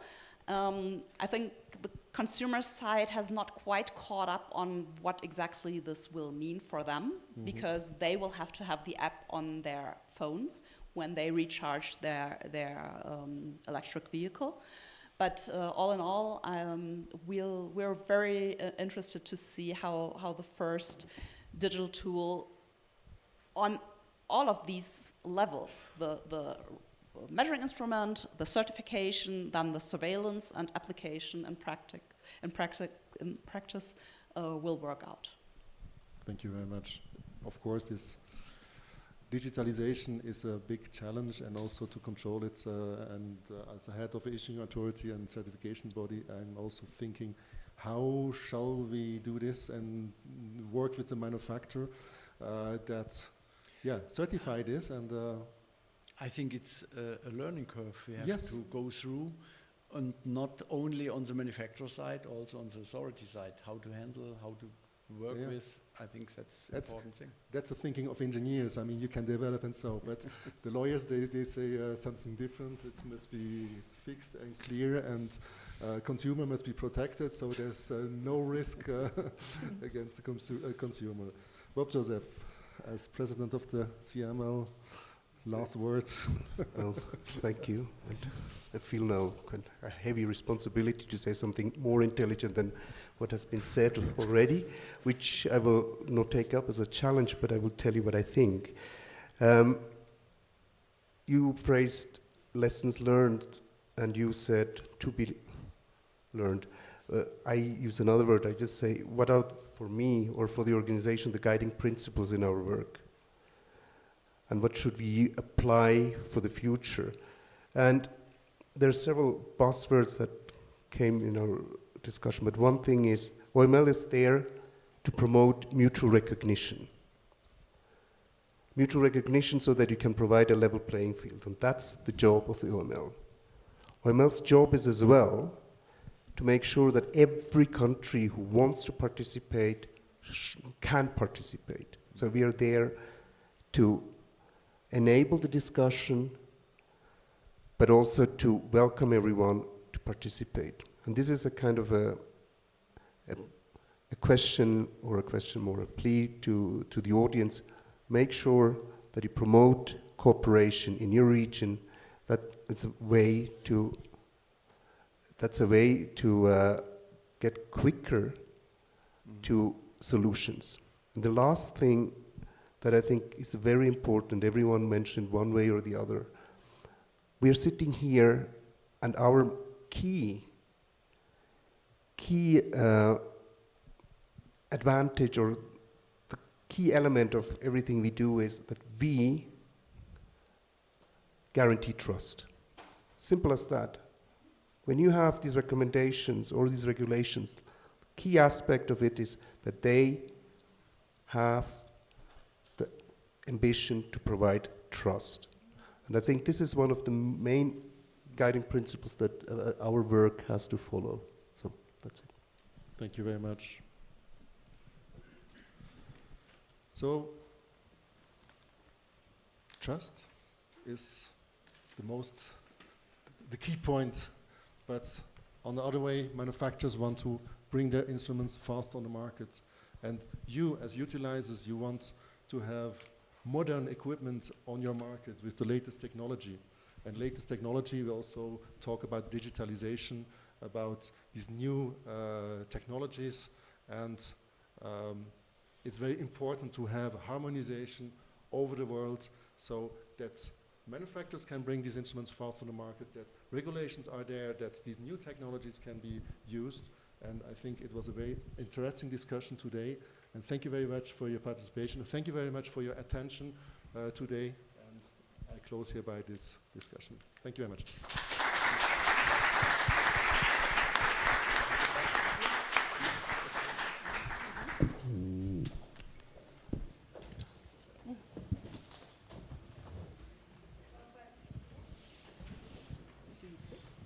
Well, first, thank you for that panel discussion.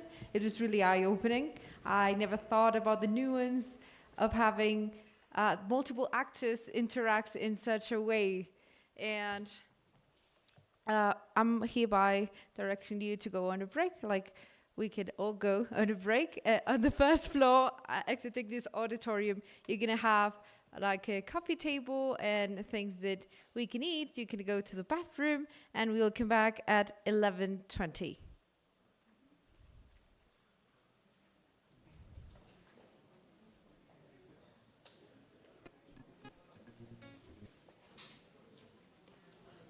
Para las personas que nos están acompañando a través de la transmisión, apenas tengamos la salida de las personas presentes en auditorio, les daré los puntos clave de la discusión de panel que acabamos de tener.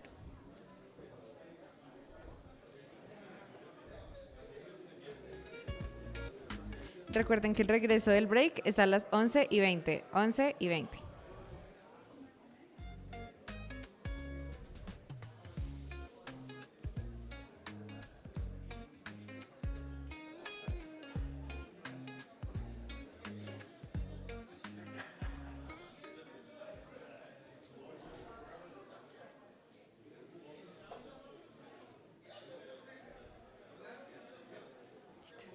Listo. Entonces, a lo largo del panel pudimos ver cuál es el rol de la OIML-CS como sistema de certificación. Hablamos de las diferencias entre los legisladores y miembros de la industria, además del rol de los legisladores de mantener el equilibrio entre tener confianza sobre los instrumentos y hacer los procedimientos fáciles para la industria.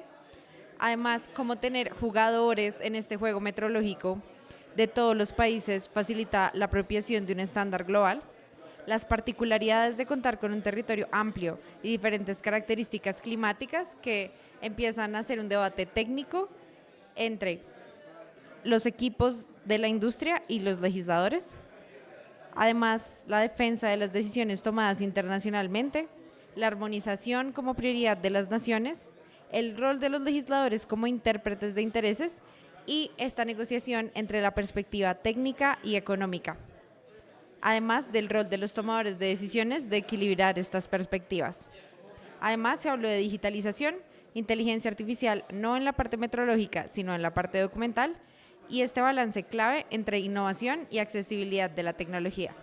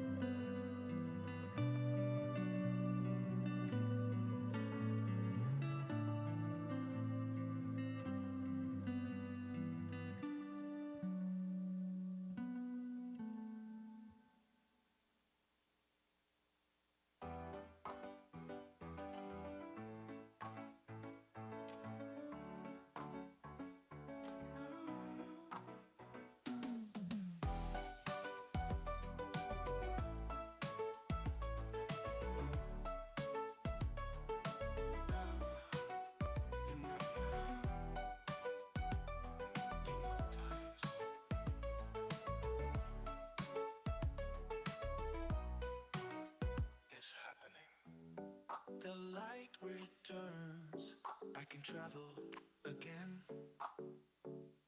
Ooh, you know.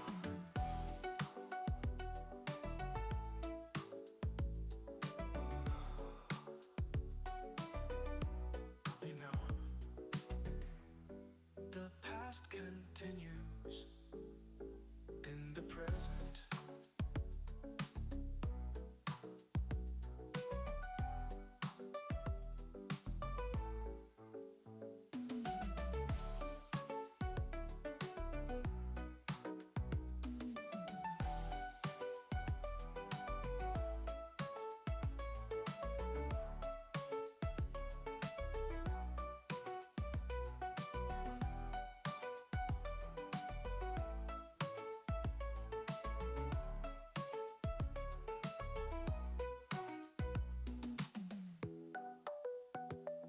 Is happening. The light returns. I can travel again.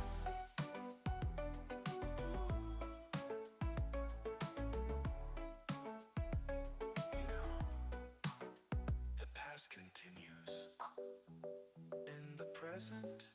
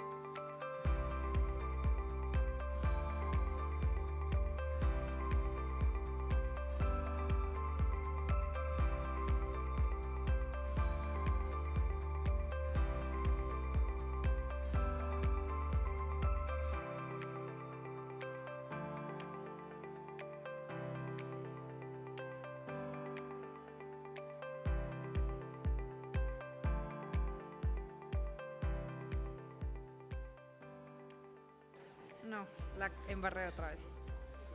No importa.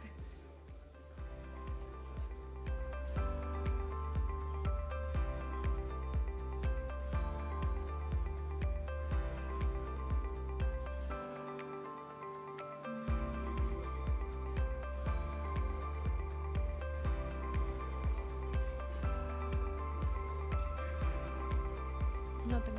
Ya. Los invitamos a tomar sus asientos para reanudar la sesión de hoy. We kindly invite you to take your seats so that we can commence the second part of our session.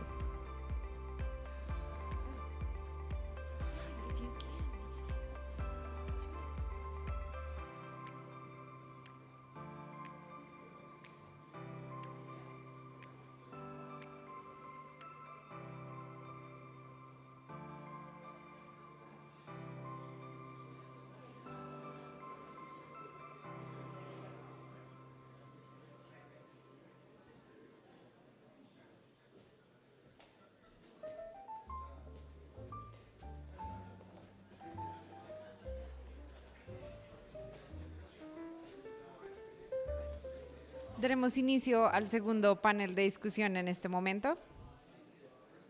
Entonces los invitamos a tornar su atención hacia lo que está pasando en el escenario. Gracias.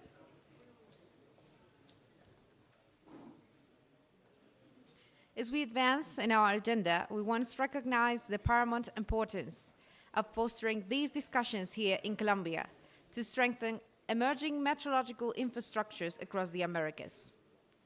Following our brief recess, we proceed to our second discussion panel, titled Promotion and Awareness of the OIML-CS, designing a roadmap to promote and support the OIML-CS in economies with emerging legal metrology systems.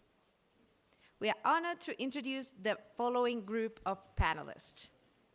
First, we have Humphrey Kobeni. He is a seasoned leader with over 25 years of experience in national quality infrastructure, legal metrology, international trade facilitation, mining, project management, and information technology.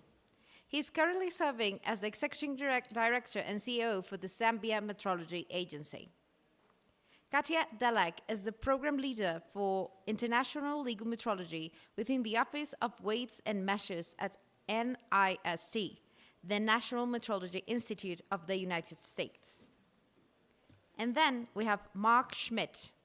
He's the Technical Quality and Risk Director at NMI Group, and we have also said that he is the Management Committee Chairperson. Lastly, but not least, we have Pedro Perez Vargas. He is a Magister of Science in Industrial Engineering. He has professional experience in control and surveillance and conformity assessment with knowledge of ISO 17000 series, technical regulations, and database management related to market surveillance in Colombia. We are also having Dr. Matthew again. I won't introduce him again because you already know him, but we will welcome his participation greatly.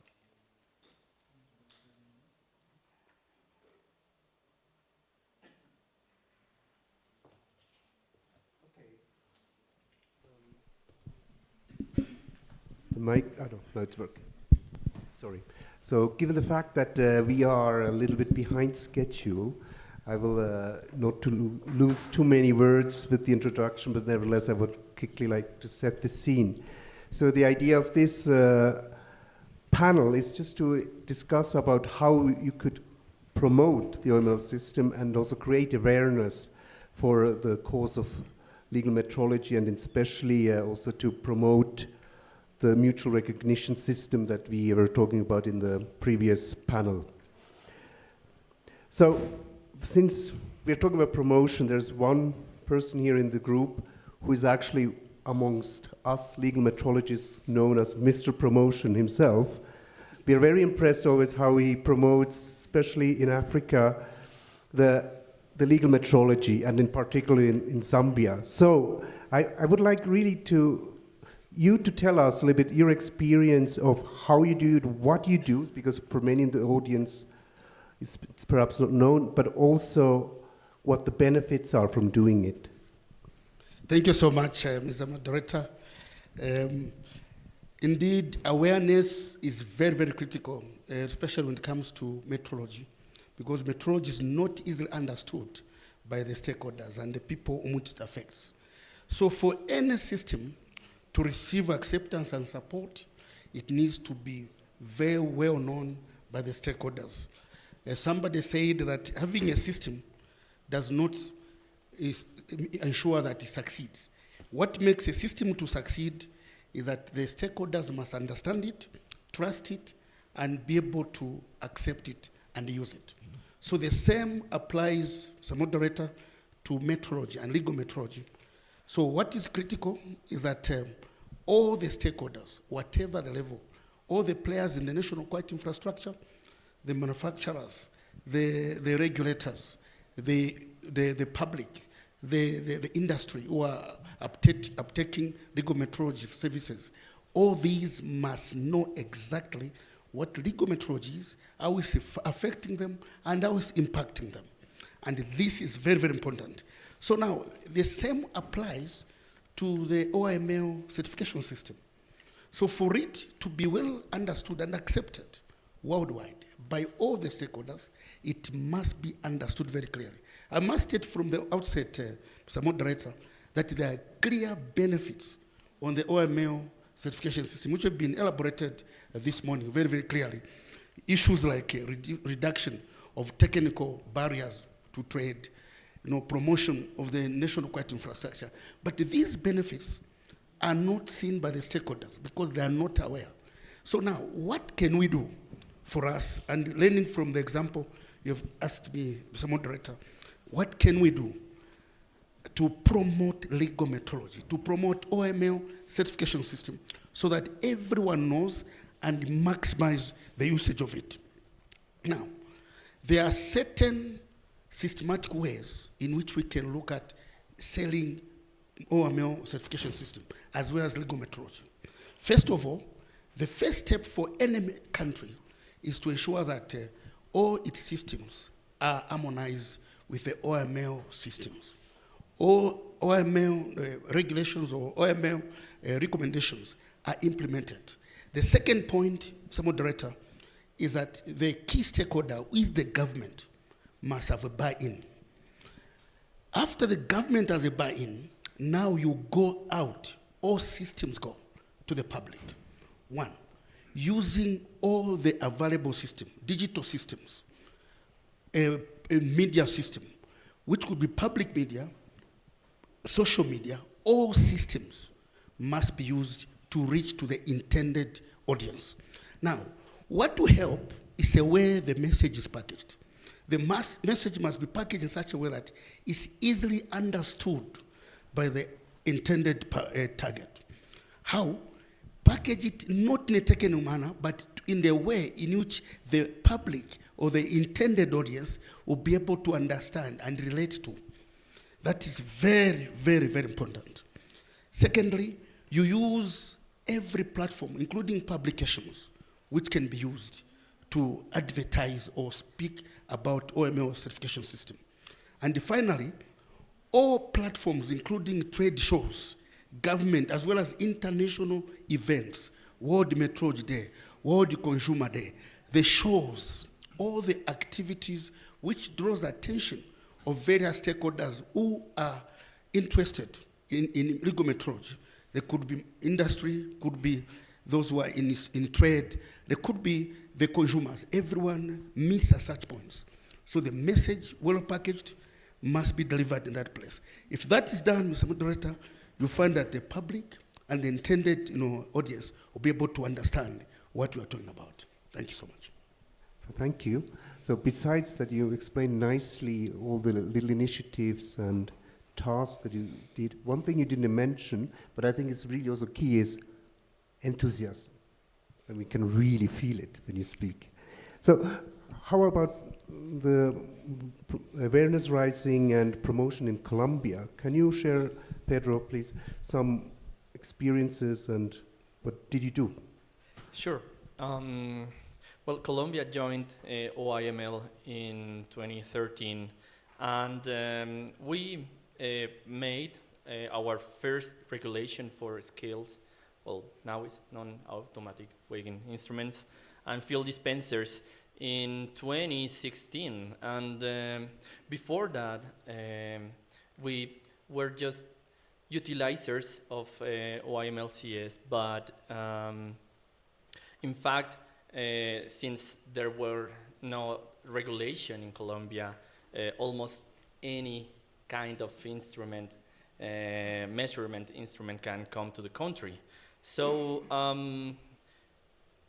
for us, it changed the way we live metrology, let's say that, because after we got regulation, and after the regulation includes the certification system for conformity assessment, the instruments that are coming to Colombia are best quality instruments or better quality instruments now.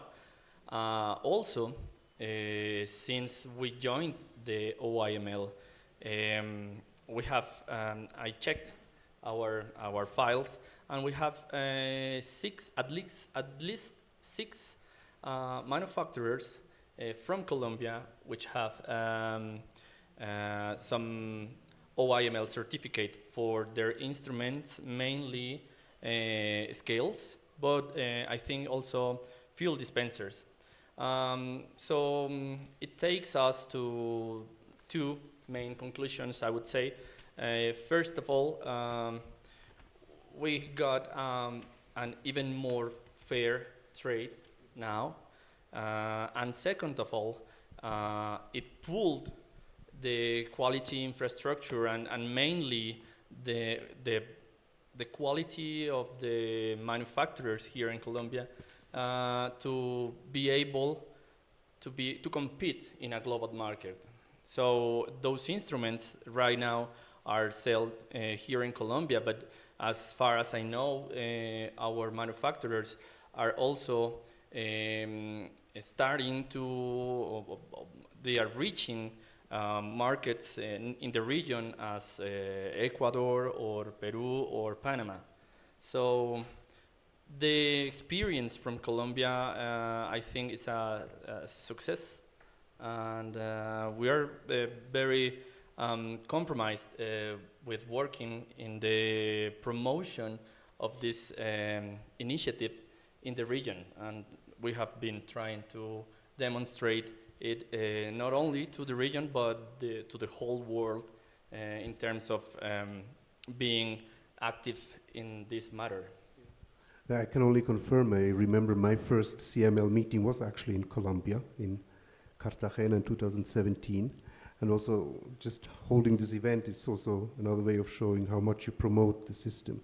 There was certainly one other little aspect you said at the beginning is also, you then started developing a regulatory framework. And I use that as a question for you, because I believe promotion and awareness raising is not sufficient enough. I think it needs to be underpinned by a regulatory framework which is sound and which is also creating trust. Could you share some of your experiences with this topic I was just addressing? Of course, thank you. What you suggest is correct, and I'm extremely heartened to hear about the stories of Colombia and Zambia in terms of being able to adopt the OIML system, and I personally can express a little bit of envy. We have in the US instead a very different regulatory system, and fully, no matter how much I think we would attempt to socialize the OIML-CS as a model system to follow, our own systems in place have been there for many, many decades, and the stakeholders are quite accustomed to it. We heard earlier how it's very difficult to change regulation. And so we cannot go in wholesale and suggest the acceptance of the OIML system when we have these regulations that have been established for a long time. And so instead we have other regulatory structures that perhaps are not as focused on rigorous type evaluation, but look more closely at the use of instrumentation in the field, legal metrology instruments, and ensuring their verification and correct usage. This is carried out by regulators who operate at the state level. We have 50 states in the United States. And then Also, the consumer comes into play here, where the consumer has recourse to go to legal authorities and complain if they find that the instrumentation is not working properly and that they're not experiencing fair trade. And so, while we cannot align fully to the OIML-CS, we have a system that works for us and that will continue to be used, and hopefully, because we have some mutual recognition with other countries, there is a balance there of being able to use similar systems throughout a few regional economies. Thank you. One aspect that you were mentioning is also the importance of legal certainty. And perhaps you could share some views and insights from the European market on this topic. Sorry? You know, the topic of legal certainty, how it works, perhaps you could share some insights from your experience in the European market. And in Europe, I think 25 years ago, everybody had their own states, a little bit like the US is also. And at a certain time they said, well, we want to harmonize that. And I was just mentioning downstairs that in Europe we have two directives, which is the Measuring Instrument Directive, which unfortunately still excludes the non-automatic weighing instruments, because that is a separate directive. And you think, why? But that is because of the historical background that there is. But I do think that the basis for that structure is very firm. Also shared earlier with by Katarina. I think it's working. We're currently extending it also with compressed gaseous fuel dispensers, EV chargers, and we use OIML for that. And I think that is also something where, although it is difficult to change what you currently have in your country, especially on new type of instruments like EV chargers, and who knows what will follow, it might be easier to adapt because you don't have legislation. And I also like that from the Colombia example. If you don't have legislation, it's easier to implement something in line with OIML. And I think that in Europe, there are differences, but I do think that I shared earlier the issuing authorities. There are many in Europe. I think almost all conformity assessment bodies use OIML. They might not always issue a certificate. They might not do 100% of the testing, but they will use most of it. If you have a non-automatic weighing instrument, automatic weighing instrument, fuel dispenser, kilowatt energy meter, it doesn't matter. 80% of what is listed in OIML will be used anyway by all of the conformity assessment bodies. And I think that that is connected to the legislation that we have. And when you have then that harmonized legislation, it is that one testing accepted everywhere. There is METAS or PTB or NMI. You issue a certificate and it's valid for Europe. And I think that really helped lowering then the trade barriers, but it came with knowing what can the OIML and what can the legislative framework bring to you. So thank you very much. And one thing that you were emphasizing is also the importance of cooperation in your region. And perhaps I would like to understand, or also for the audience, to what extent you, Humphrey, do you think could regional cooperation strengthen the promotion and the implementation of OIML-CS? Indeed, regional cooperation is very, very important. Same way trade has no boundaries, measurements have no boundaries as well. And they are better done at regional level than at individual countries. Earlier, I did explain, you can implement your system and be aware within your country, but when it crosses a border, you have challenges. It's very, very critical that all the countries in a region must collaborate and work together. Earlier it was mentioned here, the importance of harmonizing the regulations or technical regulations by the member countries in a region, especially those who have a relationship in terms of trade, those who have a relationship in terms of citizens crossing the borders. It's very, very, very important. Now, why is it important to have harmonization of technical regulations? One, it brings in a benefit of sharing of technical information, because all the countries may not be at the same level. For example, Colombia could be higher than other, could be more advanced than other countries in the region. But if they cooperate together, the other countries don't need to start from zero. They will start from somewhere. Have a learning example which they can pick, which is in the context of the region, not different from what's happening. Rather than importing ideas from far, you have an idea next door. Same culture, same behavior, same trade, very, very important. Secondly, we have the exchange of expertise. It's easy within the region. And then also joint training programs. I'll give an example. In Africa, we are in various blocks. First of all, we have one organization called AFRIMES for 54 countries, which I'm chairing on legal metrology, but also we have regional. There's one of them called SADC, 16 countries which I'm chairing. So what we've done is to help countries who are behind. We've even adopted the OIML regulations, OIML proposals, and converted them into a regional document, which has a context of the region. We call them SADC document 1, document 2. One is looking at prepackaged commodities, which is specifically talking to the context in the region, but taken from the OML. So that helps. So the countries who are behind, we are brought up. They don't need to start from zero. There's already a learning. All they need to do is attach their stuff to the next country, learn, and go back and implement. So that is very, very important. And then also, where we have limited resources for setting up certain capabilities in terms of testing, that can be done by one country. I'll give an example in our area. Petroleum, there's one country called Tanzania, is an expert, so we all learn from there. Electricity, we learn from South Africa. So we don't need to do everything at once. Each country will pick one area, develop it, and we all learn from there and adopt from there. So regional collaboration, Mr. Moderator, is very, very important. And importantly, it breaks the technical barriers to trade because we are using similar documentation, same processes, same systems. And then you just flow on the borders. Thank you so much. Thank you very much. That is very, very interesting what you're saying. And also perhaps how the regional cooperation work in the Americas, or specifically in South America, Pedro?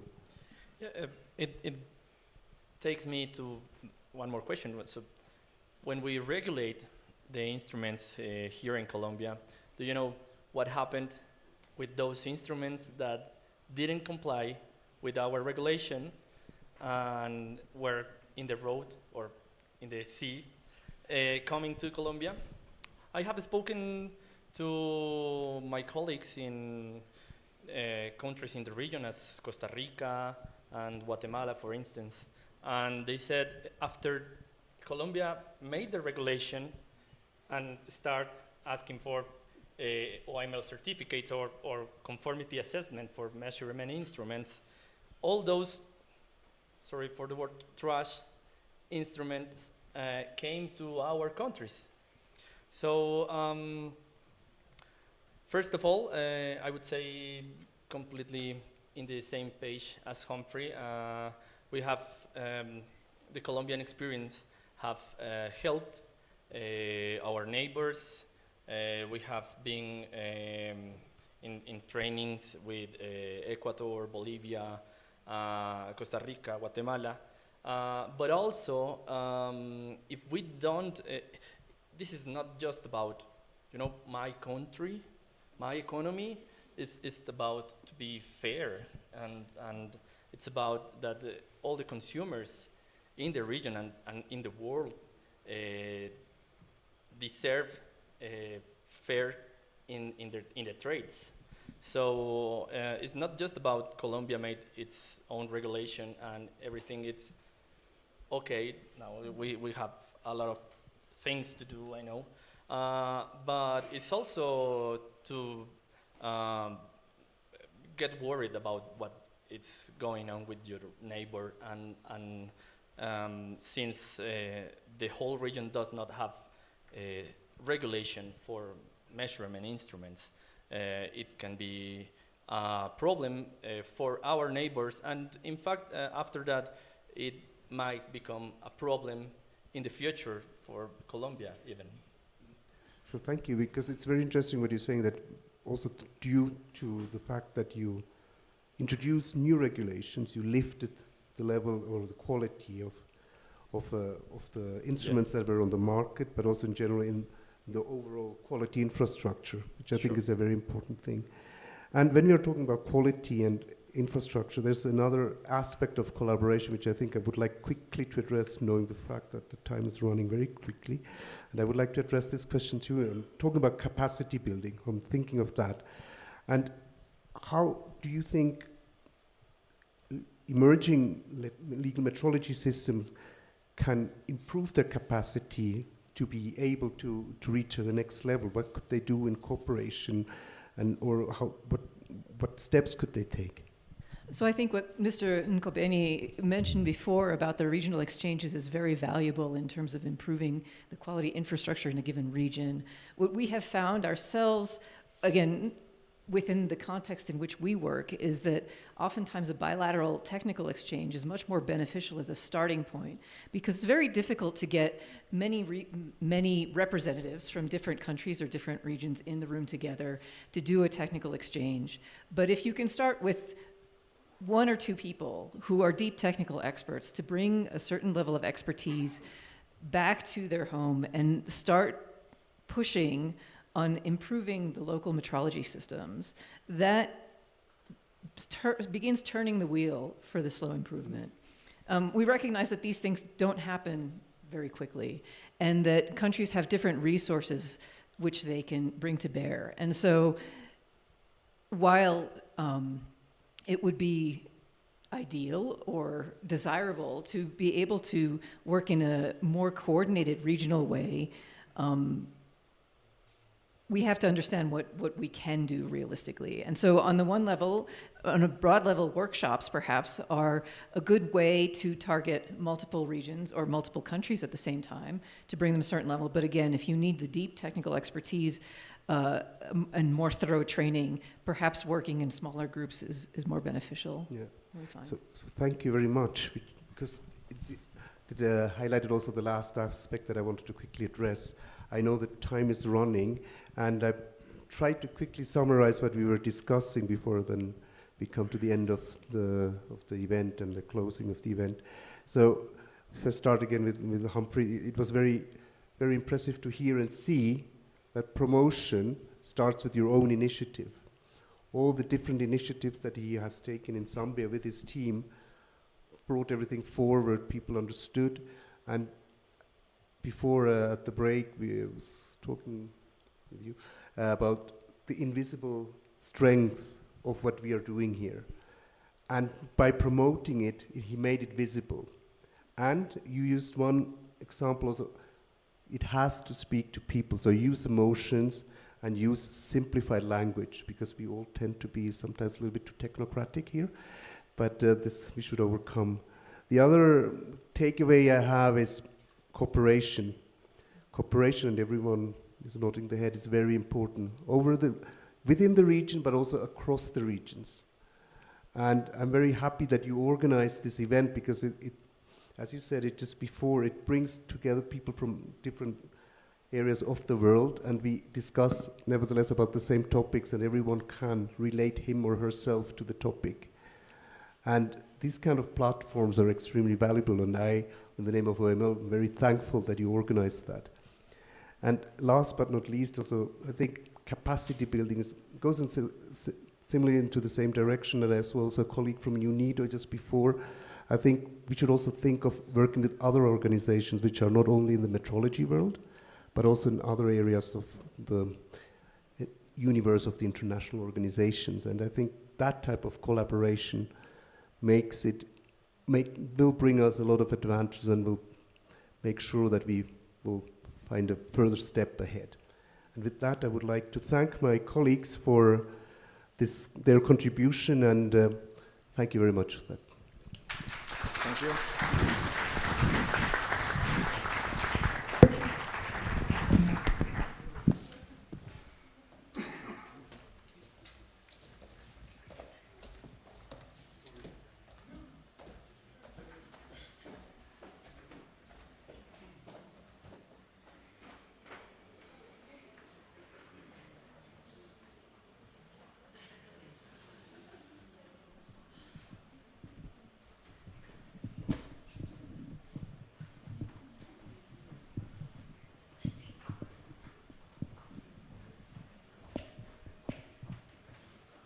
This will work. Yeah. Thank you. I have it. Thank you. Thank you. Good, then it's for me to, well, not say completely the closing words, because I'll leave that afterwards also to Beatrice. Thank you. But I want to thank you all on behalf of myself and OIML for your attendance and participation, not only here in the room, but also the people that dialed in online. And I want to thank the Superintendents of Industry and Commerce for hosting in the end this event.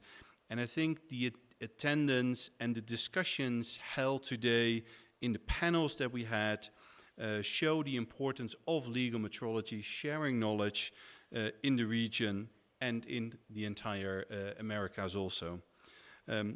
I think that is also demonstrated by the attendance of the Superintendent of Colombia here, that she made time this morning also to spend some time with us. So thank you very much for her time also. During the two panel discussions, we've talked about the global exchange of measuring instruments and how the OIML-CS can help facilitate lowering and trade barriers. Although there is already progress, we have seen that there's still a lot of work that still needs to be done. The use of new technologies like AI can help countries develop and maintain a robust legal metrology system, but trust in something that you can't see, like AI or other digital developments, also takes time. Trust must grow. As we've seen in the second panel discussion, there are already many initiatives, and although I know my colleagues here for some time, I was very pleased to hear with all the efforts that has been undertaken already in the regions of either Americas or Africa, doesn't matter. Last year we were in Asia with the APLMF, and I think looking at all those initiatives, you see that work is being done. Let us all work together to share knowledge and ideas to increase trust in measurement and legal metrology, and I want to thank you all for your attendance. Gracias.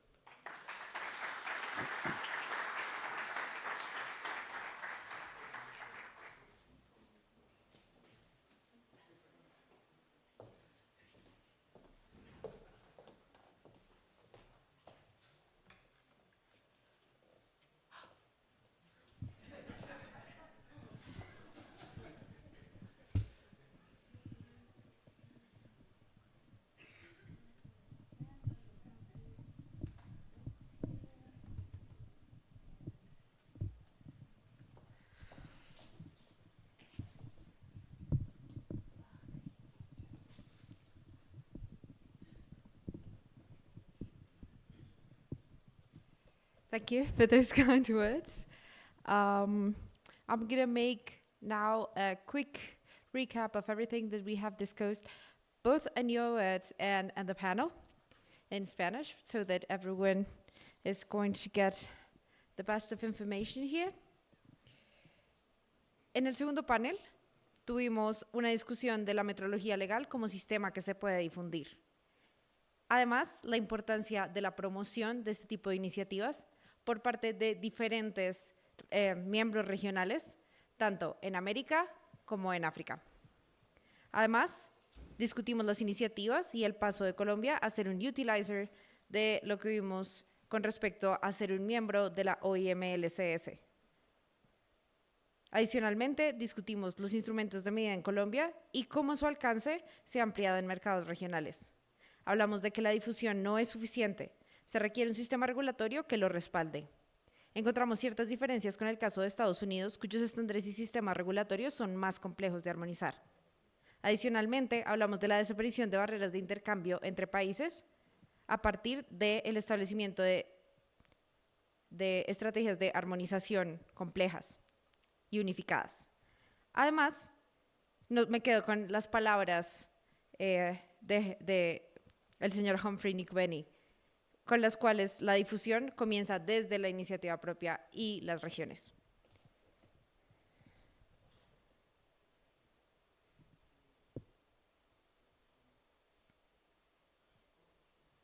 We extend our sincerest gratitude to everyone for your active participation and invaluable contributions today. To officially close this landmark workshop, we are honored to welcome Mrs. Beatriz Sanchez, Deputy Superintendent for the Control and Verification of Technical Regulations and Legal Metrology for the Government of Colombia.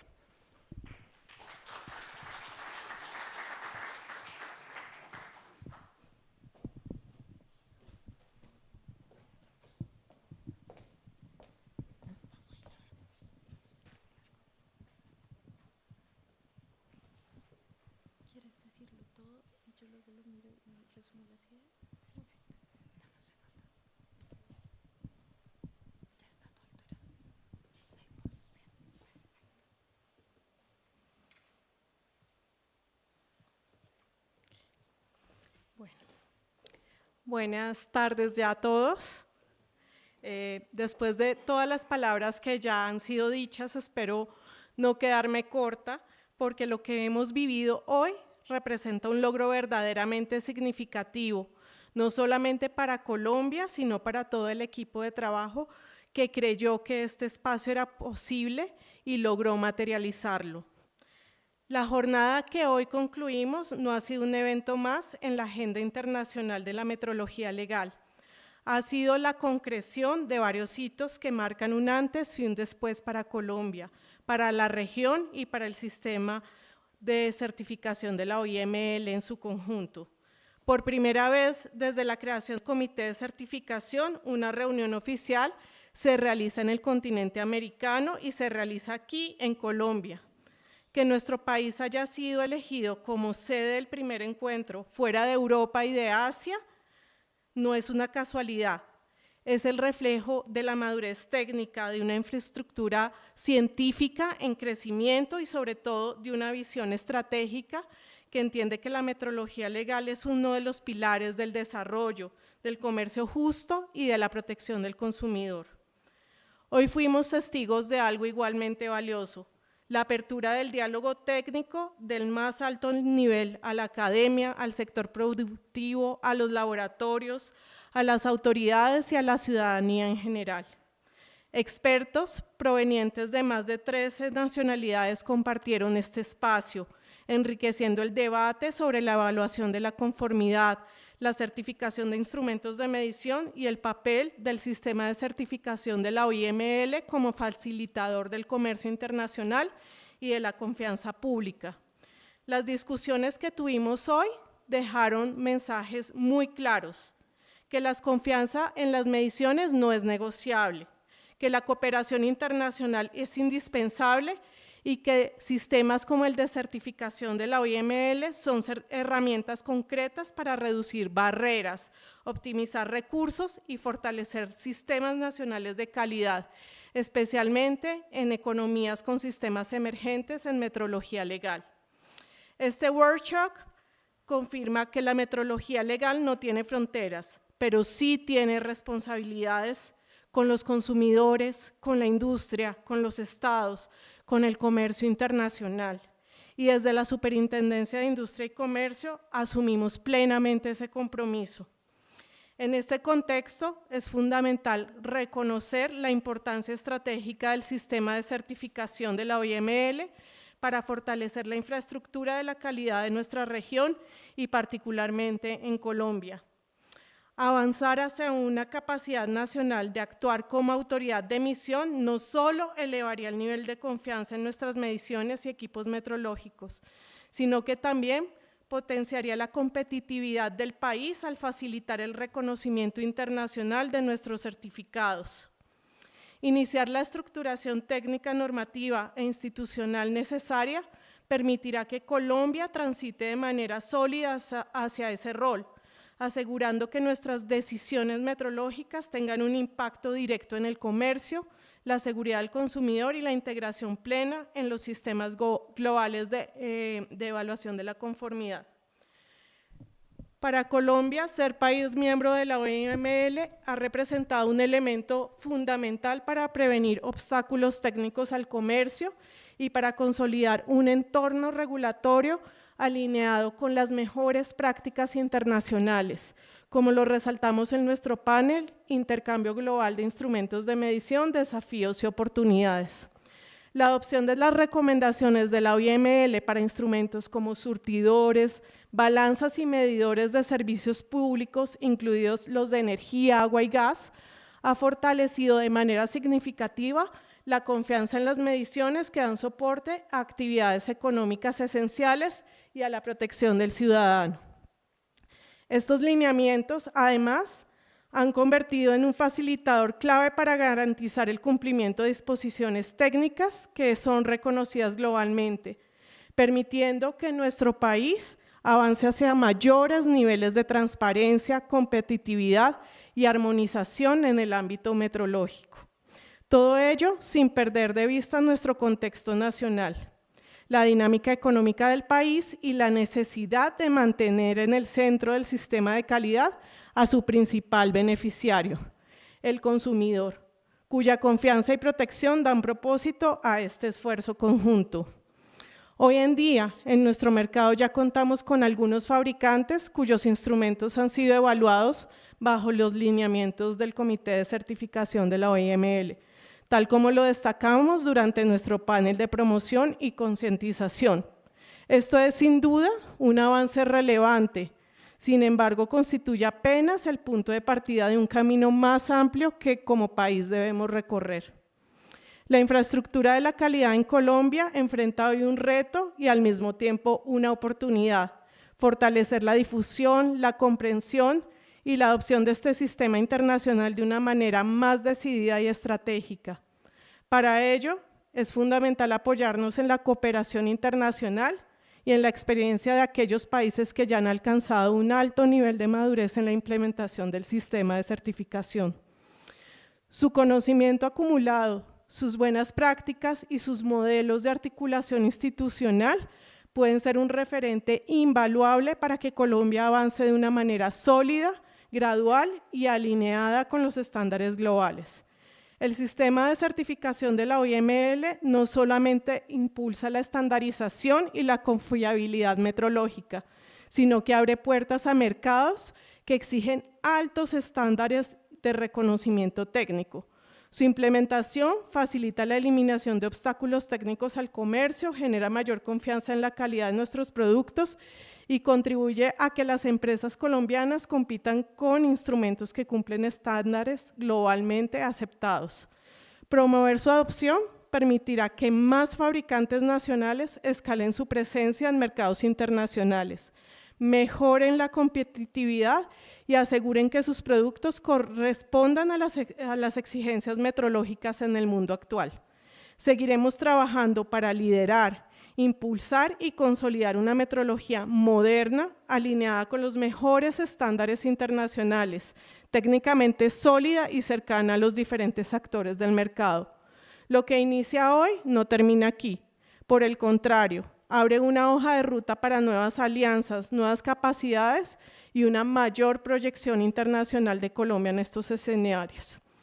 Quiero expresar mi agradecimiento muy especial a la OIML, al Comité de Gestión de la OIML, a sus presidentes, expertos, panelistas, al Instituto Nacional de Metrología de Colombia, a la Academia y a todo el Subsistema Nacional de la Calidad, a los organismos de evaluación de la conformidad, al sector productivo y a todas las personas que hicieron posible este encuentro.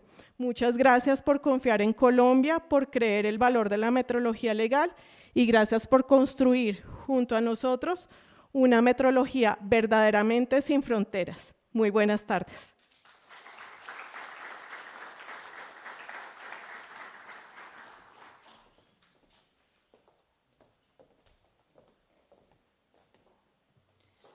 Agradecemos a la superintendente delegada por sus palabras.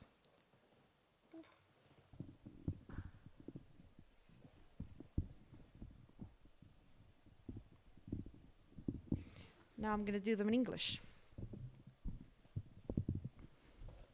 Esteemed authorities, after Mark's words, I hope not to fall short, because what we have experienced today represented a truly significant achievement. Not only for Colombia, but for an entire team that believed this space was possible and made it a reality. The session that we conclude today has not been just another event on the international legal metrology agenda. It has been the realization of several milestones that mark a before and after for Colombia, the region, and the OIML system as a whole. For the first time since the creation of the OIML Certification Committee, an official meeting is being held in the American continent, right here in Colombia. Our country being selected as the host for this first encounter outside Europe and Asia is no coincidence. It reflects technical maturity, a growing scientific infrastructure, and above all, a strategic vision that understands legal metrology is a pillar of development, fair trade, and consumer protection. Today, we witness something equally valuable, the opening of the highest level technical dialogue to academia, the productive sector, laboratories, authorities, and citizens. Experts from more than 13 nationalities shared this space, enriching the debate on conformity assessment, certification of measuring instruments, and the role of OIML-CS as a facilitator of international trade and public trust. The discussions we held today left very clear messages. Trust in measurements is non-negotiable. International cooperation is indispensable, and systems like OIML-CS are concrete tools to reduce barriers, optimize resources, and strengthen national quality systems, especially in economies with emerging legal metrology systems. This workshop confirms that legal metrology has no borders, but it does have responsibilities to consumers, industry, states, and international trade. From the Superintendents of Industry and Commerce, we fully assume that commitment. In this context, it is essential to recognize the strategic importance of the OIML certification system to strengthen the quality infrastructure in our region and particularly in Colombia. Advancing toward national capacity to act as an issuing authority would not only elevate trust in our measurements and recognition of our certificates. Initiating the necessary technical, regulatory, and institutional decisions have a direct impact on trade, consumer safety, and full integration into global conformity assessment systems. For Colombia, being an OIML member country has been a fundamental element in preventing technical barriers to trade and consolidating a regulatory environment aligned with the best international practices, as we highlighted in our panel, Global Exchange of Measuring Instruments, Challenges and Opportunities. The adoption of OIML recommendations for instruments such as fuel dispensers, scales, and public utility meters, including energy, water, and gas, has significantly strengthened trust in the measurements supporting essential economic activities and citizen protection. These guidelines have also become a key facilitator in ensuring compliance with globally recognized technical provisions, allowing our country to advance toward higher levels of transparency, competitiveness, and harmonization in the metrological field, all without losing sight of our national context, the country's economic dynamics, and the need to keep its main beneficiary at the center of the quality system, the consumer, whose trust and protection give purpose to this joint effort. Today, in our market, we already have some manufacturers whose instruments have been evaluated under OIML-CS guidelines, as we highlighted during our promotion awareness panel. This is undoubtedly a relevant advance. However, it is just the starting point of a broader path we must travel as a country. Colombia's quality infrastructure today faces the challenge, and at the same time the opportunity, of more decisively and strategically strengthening the dissemination, understanding, and adoption of this international system. To do so, it is fundamental to rely on international cooperation and the experience of those countries that have already reached a high level of maturity in implementing OIML-CS. The accumulated knowledge, best practices, and institutional articulation models can serve as an invaluable reference for Colombia to advance solidly, gradually, and align with global standards. OIML-CS not only drives metrological standardization and reliability, but also opens doors to markets demanding high level of technical recognition. Its implementation facilitates the elimination of technical trade barriers, generates greater trust in the quality of our products, and contributes to Colombian companies competing with instruments that meet globally accepted standards. Promoting its adoption will enable more national manufacturers to scale their presence in international markets, improve their competitiveness, and ensure their products meet the metrological demands of today's world. We will continue working to lead, promote, and consolidate modern technology aligned with the best international standards, technically solid and close to the different market actors.